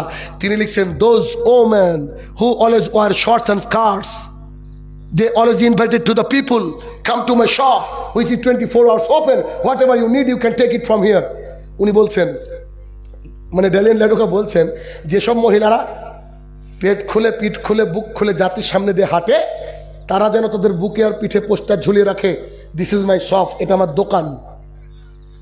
এই যে দোকান, বুঝছেন না, দোকান। Whatever you need you can take it from here, যা লাগবে এখান থেকে নেন, it is totally free of cost, 1 টাকা লাগবে না। আস্তাগফিরুল্লাহ। বুঝতে পেরেছেন? তার মানে মা বোন আছে ঢেকে রাখার বস্তু, তাকে ঢেকে রাখতে হবে। একটা হাদিস মনে পড়ে গেল, এই জন্য বলে যায়। আব্দুল্লাহ ইবনে মাসউদ রাদিয়াল্লাহু তাআলা আনহু বলেন, আবু হুরায়রা রাদিয়াল্লাহু তাআলা আনহু বলেন, রাসূলুল্লাহ সাল্লাল্লাহু আলাইহি সাল্লাম বলেছেন মহিলারা 4টে কাজ করলে জান্নাতের যে কোনো গেট দিয়ে ঢুকবে। মহিলারা 4টে কাজ করলে জান্নাতের যে কোনো গেট দিয়ে ঢুকবে। 1, প্রতিদিন 5 ওয়াক্ত সালাত, 5 বার নামাজ, মিনিমাম 17 রাকাত ফরজ। 2, রমজানের সিয়াম, রোজা, ঋতুর কারণে মেন্সের কারণে যেগুলো ভেঙে যাবে আগামী রমজান আস্তে আস্তে তুলে নিতে হবে। 3, স্বামী যা বলবে শুনতে হবে। 4, লজ্জাস্থানের হেফাজত করতে হবে, বাইরে গেলে বোরখা পরতে হবে। এই 4টে কাজ যদি কোনো মহিলা করতে পারে জান্নাতের যে কোনো গেট দিয়ে ঢুকতে পারে। এখন আপনি ভাবেন কি করবেন? আপনার দায়িত্ব, আপনার স্ত্রীকে আপনার মেয়েকে কি করাবেন এটা আপনার দায়িত্ব, আপনার গতি, আপনার কর্তব্য। এখন যদি নিজেকে শিক্ষিতা মনে করেন তাহলে এটা করবেন, যদি মনে করেন যে আপনি খুব শিক্ষিতা তাহলে জাহান্নামে যাবেন, অসুবিধা কি? কেননা রাসূল সাল্লাল্লাহু আলাইহি ওয়াসাল্লাম বলছেন, আবু হুরায়রা রাদিয়াল্লাহু তাআলা রাবী, রাসূল সাল্লাল্লাহু আলাইহি ওয়াসাল্লাম বলছেন 2 শ্রেণীর মানুষকে আমি দেখিনি, তারা তো জান্নাতে যাবে না, জান্নাতের গন্ধ পাবে না। সাহাবায়ে কেরাম বললেন জান্নাতের গন্ধ কত দূর থেকে পাওয়া যায়? রাসূল সাল্লাল্লাহু আলাইহি ওয়াসাল্লাম বলছে 500 বছরের দূরের রাস্তা থেকে জান্নাতের গন্ধ পাওয়া যায়। কারা জান্নাতে যাবে না, জান্নাতের গন্ধ পাবে না? 1, এমন মানুষ যাদের হাতে থাকবে গরুর লেজের মতো বাঁকানো লাঠি, তাই দিয়ে মানুষকে মারবে, হতে পারে রাজা বাদশাহ, হতে পারে কেউ, তারা জান্নাতে যাবে না। 2, নেসাউন, মহিলারা কাসিয়াতুন পরে থাকবে, আরিয়াতুন উলঙ্গ পোশাক, মাইলাতুন মামিলাত, রাস্তা দিয়ে এমন করে হাঁটবে যেন পুরুষ ওর দিকে আকৃষ্ট হয়, ও পুরুষের দিকে আকৃষ্ট হয়। They will not enter to the paradise, তারা জান্নাতে যাবে না। জান্নাতে তো যাবে না, জান্নাতের গন্ধ পাবে না। এবার যদি বলি যে এই গোপালপুর, এটা গোপালপুর তো, গোপালপুরের কত % মহিলারা বোরখা পরে? বলুন 100-তে কতজন মহিলা বোরখা পরে গো গোপালপুরের? বলছে 1% পরে না। আমি বলেছি না যে ড্রাইভার অ্যাক্সিডেন্ট করলো আমি খালাসিকে কেন বকবো? আপনার ইমাম রঙ্গে আছে, ঢঙ্গে আছে। কেন? আপনি চলেন, যদি আমার মসজিদে কোনোদিন আপনার আল্লাহ নসিবে করে যতজন মুসল্লি আছে প্রত্যেকে ফজরে উপস্থিত, চলেন, একজন খালি বিড়ি খায়, একটা প্রমাণ করেন। একজনের বউ বেটি বেপর্দা আমার এলাকায় চলেন, আমার এলাকায় নয়, মানে আমাদের মুসল্লি চলেন, একটা লোককে খালি বের করেন যার বউ বেপর্দা আছে, চলেন আসেন দেখি আপনার হিম্মত দেখি। যারা কোরআন এবং সুন্নাহকে পরিপূর্ণ মেনে নিয়েছে তাদের কথা বলছে, চলেন আপনি দেখি। আপনার বুকে সবাই দেখে মানে দেখেন আপনার অবস্থা কি। হন আপনি আলেম, হন জানেন আমার কথা না, আমি আল্লাহ রসুলের কথা প্লেস করতে এসেছি। আপনাকে দেখেন জি, আমরা শক্ত বক্তৃতা দিই, আমরা কড়া বক্তৃতা দিই, কেন? আমাদের জাতিকে বাঁচানোর জন্য। আর আপনি ওই সুদখোরের পিছনে আছেন, মদখোরের পিছনে, যে গাঁদাখোরের পিছনে আছেন, তার পিছনে আছেন। আপনি ধর্মকে নিয়ে ব্যবসা করছেন, আপনি ইমামতি করে ব্যবসা করছেন। আমার মতো ইমাম হতে হবে আপনাকে, আমার মতো ইমাম বুঝেন কি? আমি বলেছি আমরা তোমার খুতবা লাঠি হাতে করে দিই, খুতবা লাঠি হাতে করে দিই, জানো তো? আবু দাউদের হাদিস, লাঠি হাতে করে। আমি আমার আম্মাকে বললাম, আমার আব্বা তখন নামাজ পড়তো না, আমি আমার আম্মাকে বললাম, আম্মা আজকে আব্বাকে যে কোনো মূল্যে মসজিদে পাঠান তো। ঠিক আছে, আজকে পাঠাচ্ছি। আব্বা মসজিদে গিয়েছে, মালকে তো দেখে নিয়েছি কোথায় বসেছে, মসজিদের সামনে কাতারে বুঝলেন বসেছে। এবার লাঠি হাতে নিয়ে বলছে, শুনুন আমি শাহিনুর রহমান বলছি, আজকের পর থেকে আমাদের মসজিদের কোনো মুসল্লি যদি 5 ওয়াক্ত সালাত আদায় না করে, ওই ব্যক্তির বাড়িতে যদি কারোর বিয়ে হয়, আমি শাহিনুর রহমান বিয়ে পড়াতে যাব না। 2, আজকের পর থেকে আমাদের মসজিদের কোনো মুসল্লি যদি 5 ওয়াক্ত সালাত আদায় না করে, আমি শাহিনুর রহমান তার জানাজা করব না। একেবারে কুত্তার মতো পুঁতে রাখবো, একেবারে শিয়ালের মতো পুঁতে রাখবো, একেবারে ছাগলের মতো পুঁতে রাখবো। কেন? পরিবেশ গন্ধ হবে, তাই তার জানাজা করব না। আমার বাপ কিন্তু 5 ওয়াক্তের মুসল্লি। এখন লাঠিটা উদ্যোগী ছিল, লাঠিটা উদ্যোগী ছিল, বুঝেননি? আমাদের মসজিদের একটা বেনামাজি নাই, আর আপনার মসজিদের শুকুর আলীতে ভরা, জুমার দিনে খালি শুকুর আলী, ঈদু মিয়াতে ভরা। আর আমাদের 5 কিলোমিটার 7 কিলোমিটার দূর থেকে মসজিদে যায়। আরে আমাদের মেন মসজিদ থেকে রাহুলের বাড়ি তো 3.5 কিলোমিটার, ওখান থেকে যায়, কিচ্ছু করার নেই। জনাব কড়া হতে হবে, বললাম না? হাদিস শুনেন। আন আব্দুল্লাহ ইবনে মাসউদ রাদিয়াল্লাহু তাআলা আনহু قال قال رسول الله صلى الله عليه وسلم, আব্দুল্লাহ ইবনে মাসউদ রাদিয়াল্লাহু তাআলা আনহু বলেন, রাসূলুল্লাহ সাল্লাল্লাহু আলাইহি ওয়াসাল্লাম বলেছেন, সালাসাতুন কাদ হারাম আলাইহিম মিন জান্নাহ, 3 শ্রেণীর মানুষের জন্য জান্নাত হারাম। 3 শ্রেণীর মানুষের জন্য জান্নাত হারাম, 3 শ্রেণীর মানুষের জন্য জান্নাত হারাম। চুরি করেছেন, জান্নাত হারাম, এ কথা আমি জানি না। জিনা করেছেন, জান্নাত হারাম, এ কথা আমি জানি না। তবে মুহাম্মদ সাল্লাল্লাহু আলাইহি ওয়াসাল্লাম 3 শ্রেণীর মানুষের ব্যাপারে বললেন যে তাদের জান্নাত হারাম। হারাম মানে কি? 100% জাহান্নামী। কথা বুঝছেন কিনা? মানে জান্নাত হারাম মানে কি? জান্নাতে তো ঢুকতে পারছে না। শুয়োরের গোশত হারাম, আমরা কি খেতে পারি? শুয়োর সামনে থাকলে তো খেতে পারি না। ঠিক তেমন করে জান্নাত থাকবে কিন্তু যেতে পারবেন না। কোন শ্রেণী মানুষ? 3 শ্রেণী। 1, মুদমিনুল খামরিন। এবার আবার আপনার কলিজে আঘাত লাগবে। পান, বিড়ি, জর্দা, গোল, সিগারেট যারা খায় তারা জান্নাতে যাবে না। আমি অনুবাদ করছি, আপনার ইমামি তো খাই, করবেন কি আপনি? ও তো জর্দা বসে, এতে বসে মানে কি ওই মেম্বারে বসে জর্দা দিয়ে পান খাই, আসলে নাই? এরকম লোক আছে নাই? আরে দিন ধর্ম বুঝে না, পরে আসছি, একটু পরে আসছি। 2, রাজুলাতা মিন নিসাই, পুরুষের বেশধারী নারী জান্নাতে যাবে না। যে নারী জিন্সের প্যান্ট পরে, চুল কেটে ছোট করে, যে নারী ছেলেদের মতো জুতো স্যান্ডেল পায়ে দেয়, টি-শার্ট পরে, they will not enter to the paradise. সে যদি মনে করে আমি শিক্ষিতা, তাহলে ভাবতে হবে 100% মূর্খ। কেন? আল্লাহ রাসূল বলেছেন যাবে না। 3, এবার আপনার কথা। 3, আর দায়ুস লা ইয়াদখুলুল জান্নাহ, দায়ুস জান্নাতে যাবে না। সাহাবায়ে কেরাম বলেন দায়ুস কাকে বলে? রাসূল সাল্লাল্লাহু আলাইহি ওয়াসাল্লাম বলেন আল্লাহ জি ইকরুফি আহলাল খাবাস, যার বাড়ির মহিলারা বেপর্দা। গোপালপুরের একজন মানুষ জান্নাতে গেলে দেখা করুন আমার সাথে, যার বউ বেটি বেপর্দা। আজকের বক্তৃতা শোনার পরে আগামীকালকে ঢাকতে হবে। যদি নির্লজ্জ বেহায়া না হন, যদি কুকুরের পার্স ভিতরে না থাকে, যদি মনুষ্যত্ববোধ থাকে, আগামীকালকে আপনার বউ বেটিকে ঢাকবেন। কেন? আল্লাহ রাসূল বলছেন, আমি বলছি না। আল্লাহ তাআলা আপনাকে বলেছেন কুকুরের চেনিস। মেয়েদের পর্দা করা ফরজ, ওই ছোট বাচ্চাটাও জানে, জিজ্ঞেস করেন, জানে না? কি জানে না? কি কথা বলেন আপনারা? তাহলে ফরজ জিনিস লঙ্ঘন করলে মুসলমান থাকে মানুষ? বলেন। তাহলে মহিলাদেরকে বাড়িতে মধ্যে রাখতে হবে, বাড়ি ছাড়া কোথাও ওদেরকে যদি যেতে দিতে হয় একান্ত, তাহলে কি করতে হবে? পর্দা করে যেতে হবে। শুনুন কুরআনুল কারীম আয়াত নম্বর 33, সূরা নম্বর 33, আল্লাহ তাআলা বলেন ওয়াকারনা ফি বুয়ুতিকুন্না ওয়ালা তাবাররাজনা তাবাররুজাল জাহিলিয়াতিল উলা। এই মহিলারা শোনো, বাড়ির মধ্যে থাকো, খবরদার জাহালাতের যুগের মতো নিজেকে দেখে বেরিও। শুনেন, বিষয় হয়েছে কি জানেন তো? হকপন্থী আলেমদেরকে বাধা দেওয়ার পেছনে কারণ কি জানেন? ওরা তো কিছু জানে না। টুকটাক এই চটিমটি বই পড়ে নিয়ে জাতির সামনে কথা বলে। এবার যখন একটা শিক্ষিত ছেলে থাকবে, অমনি ভুল ধরবে। যে কথা বোঝেন না আমার?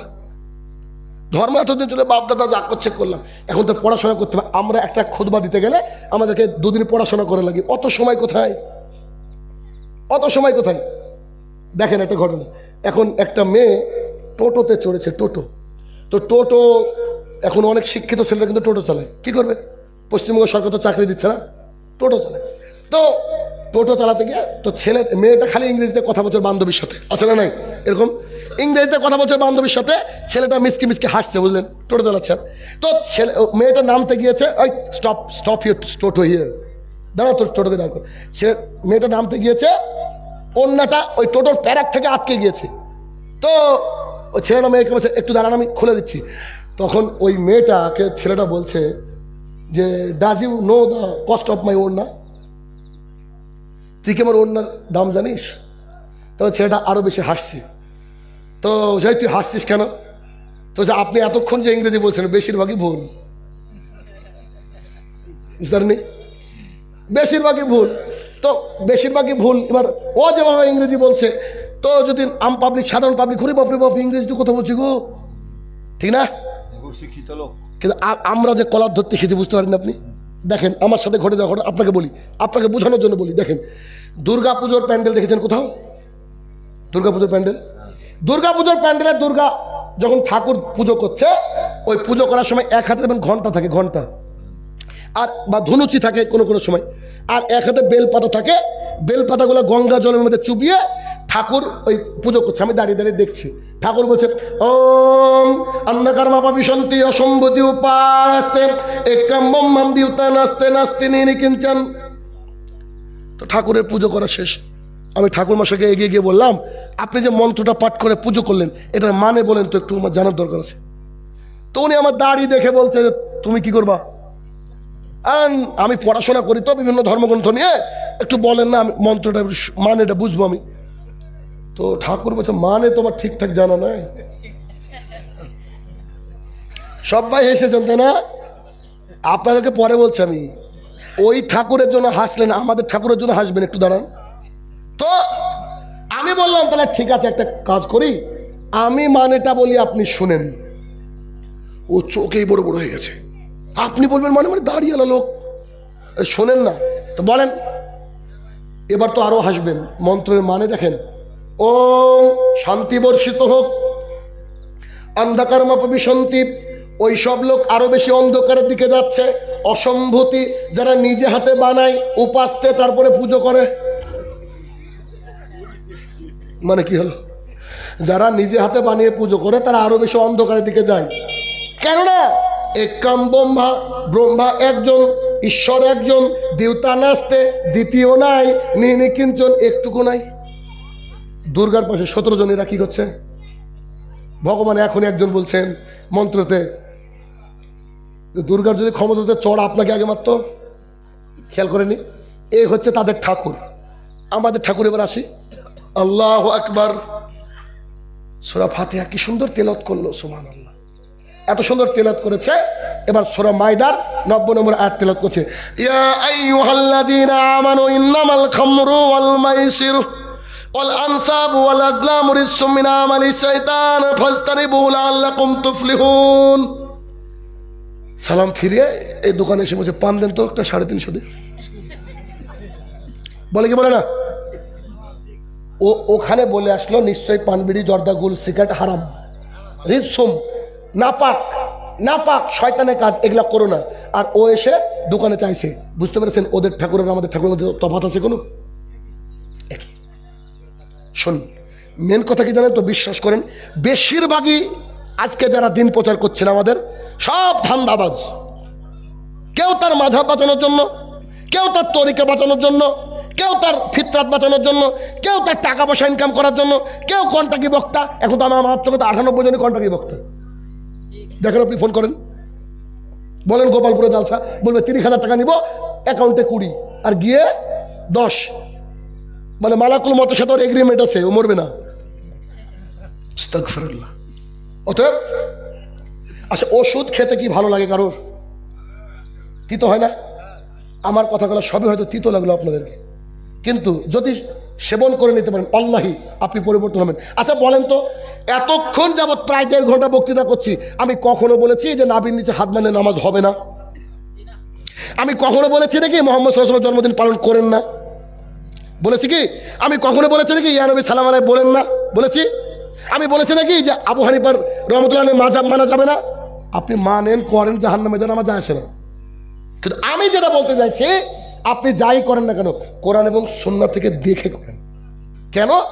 আবু হানিফা রহমতুল্লাহ আলাইহি, যাকে মাথা তাজ মনে করি, তিনি কিন্তু বলছেন যে ব্যক্তি মনে করে আল্লাহ সব জায়গায়, ওই ব্যক্তি কাফের। আমি বলছি না, আপনি মনে করেন।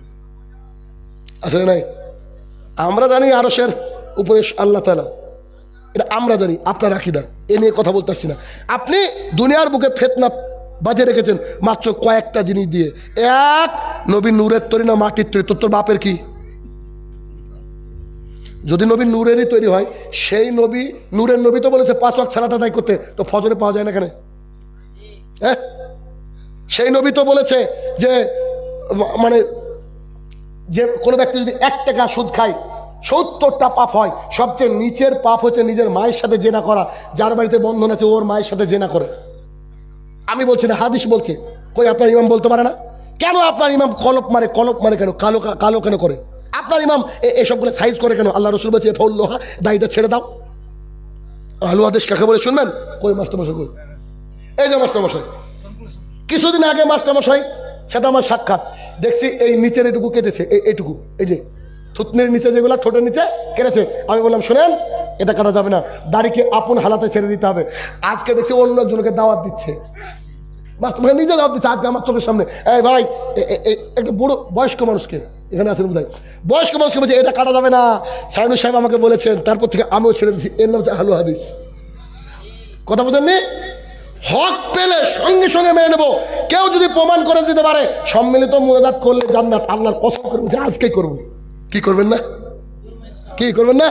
ভাই আমাদের গতি এটা, আমরা কোনো দল মতের দিকে নাই, আমরা সব আলেমদেরকে সম্মান করি, আবু হানিফা রহমতুল্লাহকে সম্মান করি, ইমাম শাফি রহমতুল্লাহকে সম্মান করি, সবাইকে সম্মান করি, কিন্তু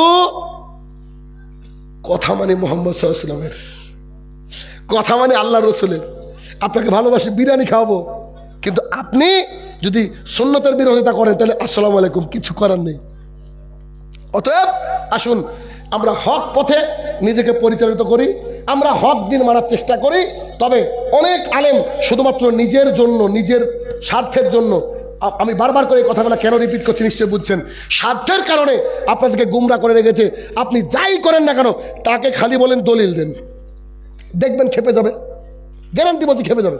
দলিলের কথা বললে খেপে যাবে। আচ্ছা আপনারা যদি বলেন শাহিনুর সাহেব আপনি নাকি গোটা বিশ্বের মানুষকে ইংরেজি পড়ান, কম্পিটিটিভ এক্সাম পড়ান, টেটের আপনার অনেকগুলো ছাত্র WBCS পড়ান, তো আমাদেরকে 2 মিনিট ইংরেজি পড়ে শোনান না। এটা কি আমাকে যদি এটা বলেন তো আমার এটা খারাপ লাগার কথা? আমি বললাম রাসূল সাল্লাল্লাহু আলাইহি ওয়াসাল্লাম বলছে যে ব্যক্তি টাকনুর নিচে প্যান্ট লুঙ্গি জুব্বা পরবে ওই ব্যক্তির সাথে আল্লাহ তাআলা কিয়ামতের মাঠে কথা বলবেন না, তাকাবেন না, তাকে মুক্ত করবেন না, ওইটুকু জাহান্নামের মধ্যে দিয়ে দিবেন। আপনি যদি বলেন আচ্ছা ভাই আপনি যে বললেন নামার সময় একটু দলিলটা দিয়ে যান না, আমার কি কষ্ট হবে? আমি সঙ্গে সঙ্গে দলিলটা দিয়ে দেবো আপনাকে, এটাই তো কথা। দলিল চাইতে গেলে রাগ, আশ্চর্য কথা, ওর বাপের জমি চাইছে এরকম মনে হচ্ছে,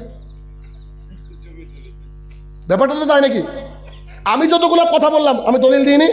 আমি বলেছি যে কেউ যদি বলে আমি জান্নাতে যেতে চাই, অমুক করতে চাই, তাহলে কোরআন থেকে বলেছি 2 নম্বর সূরার 111 নম্বর আয়াত, কি করতে হবে? দলিল। Right, good.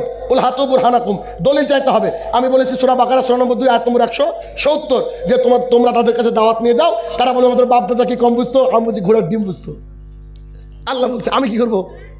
আমার কিছু করার নাই তো। আমরা সালাত আদায় করি এভাবে কেন? বুখারী শরীফ 631 নম্বর হাদিস, রাসূল সাল্লাল্লাহু আলাইহি ওয়াসাল্লাম বলেন সাল্লু কামা রাআইতুমুনি উসাল্লি, তুমি সালাত আদায় করো ওইভাবে যেভাবে আমাকে দেখেছো।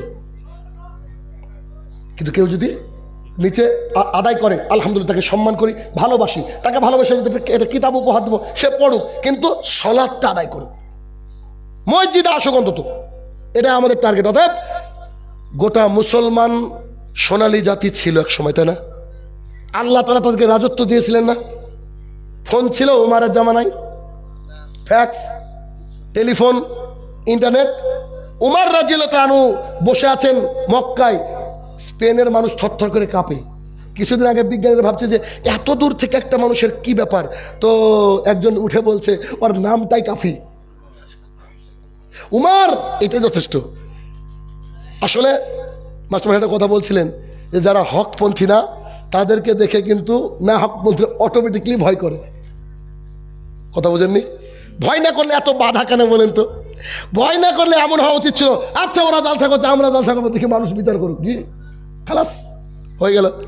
অতএব আমরা হকটা মানবো, কোরআন এবং সুন্নাহর নিকটে যেটা সেটা মানবো। পৃথিবীর কোনো মানুষের মতবাদ আমরা মানতে না রাজি নই। হে আমার প্রতিপালক, এতক্ষণ যে আলোচনা করলাম মাবুদ, প্রত্যেকটা কথা যেন আমরা সবাই মানতে পারি। আল্লাহ তুমি সেই তৌফিক আদা করো, আল্লাহুম্মা আমিন। হে আমার প্রতিপালক, এই গোপালপুরবাসীর অন্তরে তুমি অন্তত কোরআনের ভালোবাসা জাগিয়ে দাও, যাতে করে কোরআনের আয়াত চলাকালীন টিভি না চালাই। আল্লাহ তুমি কবুল করো, আল্লাহুম্মা আমিন। হে আমার প্রতিপালক, সবাই যেন আমরা হক রাস্তায় চলতে পারি, তোমার সাহাবায়ে কেরাম তোমার দেখানো পথে যেন আমরা চলতে পারি। আল্লাহ তুমি সেই তৌফিক আদা করো, আল্লাহুম্মা আমিন। হে আমার প্রতিপালক, যারা কবরের তলে শায়িত জানি না কি হালে রয়েছে আল্লাহ গো, তার খবর তোমরাই, তাদের খবর তুমি ভালো জানো। তারা যদি ক্ষমার যোগ্য হয় আল্লাহ তুমি তাদেরকে ক্ষমা দান করো, আল্লাহুম্মা আমিন। হে আমার প্রতিপালক, গোটা বিশ্বের সমস্ত মুসলমান সবারই মাবুদ তুমি, সবাদের সিলেবাস কোরআন এবং সুন্নাহ আল্লাহ গো, যার মধ্যে যা ইখতিলাফ থাক অসুবিধা নেই, কিন্তু আমরা যেন কাঁধে কাঁধ মিলে একসাথে চলতে পারি, বিভেদ ছাড়া। আল্লাহ তুমি সেই তৌফিক আদা করো, আল্লাহুম্মা আমিন। হে আমার প্রতিপালক, আমরা দ্বন্দ্ব চাই না, আমরা ভালোবাসা চাই। আমরা একই মসজিদে যেমন করে মক্কায় হাজার রকমের নামাজ হয়, কত রকমের নামাজ হয়, কেউ বুকে হাত, কেউ নাভির নিচে হাত, কেউ হাত ছেড়ে আদায় করে, যেমন সেখানে কেউ কিছু বলো না। আমাদের অন্তরগুলো এরকম উন্মুক্ত করে দাও, আমরা যেন একসাথে চলতে পারি। আল্লাহ তুমি সেই তৌফিক আদা করো, আল্লাহুম্মা আমিন। হে আমার প্রতিপালক, যতজন এখান থেকে কথা বলেছে মাবুদ, শুধুমাত্র তোমার এই দিনকে বাস্তবায়ন করার লক্ষ্যে কথা বলেছে মাবুদ, এই কথাগুলো সবার অন্তরে গাথার তৌফিক আদা করো, আল্লাহুম্মা আমিন। হে আমার প্রতিপালক, যারা আয়োজন করেছে তিনারা যেন যতদিন বেঁচে থাকবে অতদিন পর্যন্ত যেন তোমার এই রাস্তায় সঠিক ট্রাকে থাকতে পারে। আল্লাহ তুমি সেই তৌফিক আদা করো, আল্লাহুম্মা আমিন। হে আমার প্রতিপালক, সমস্ত দিনের দায়ী যারা হক কথা বলে তাদেরকে তুমি খাস রহমত দ্বারা ঘিরে রেখো, আল্লাহুম্মা আমিন।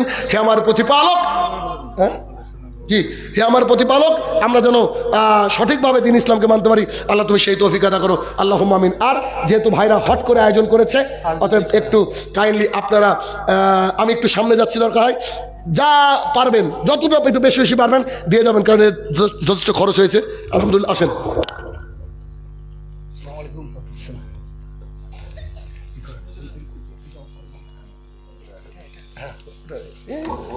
আলহামদুলিল্লাহ, সবাই দোয়া ওঠার আগে দোয়াটা পড়ে নেবেন, নিজে নিজে পড়বেন। সুবহানাকা আল্লাহুম্মা ওয়া বিহামদিকা ওয়া আশহাদু আন লা ইলাহা ইল্লা আনতা আস্তাগফিরুকা ওয়া আতুবু ইলাইকা।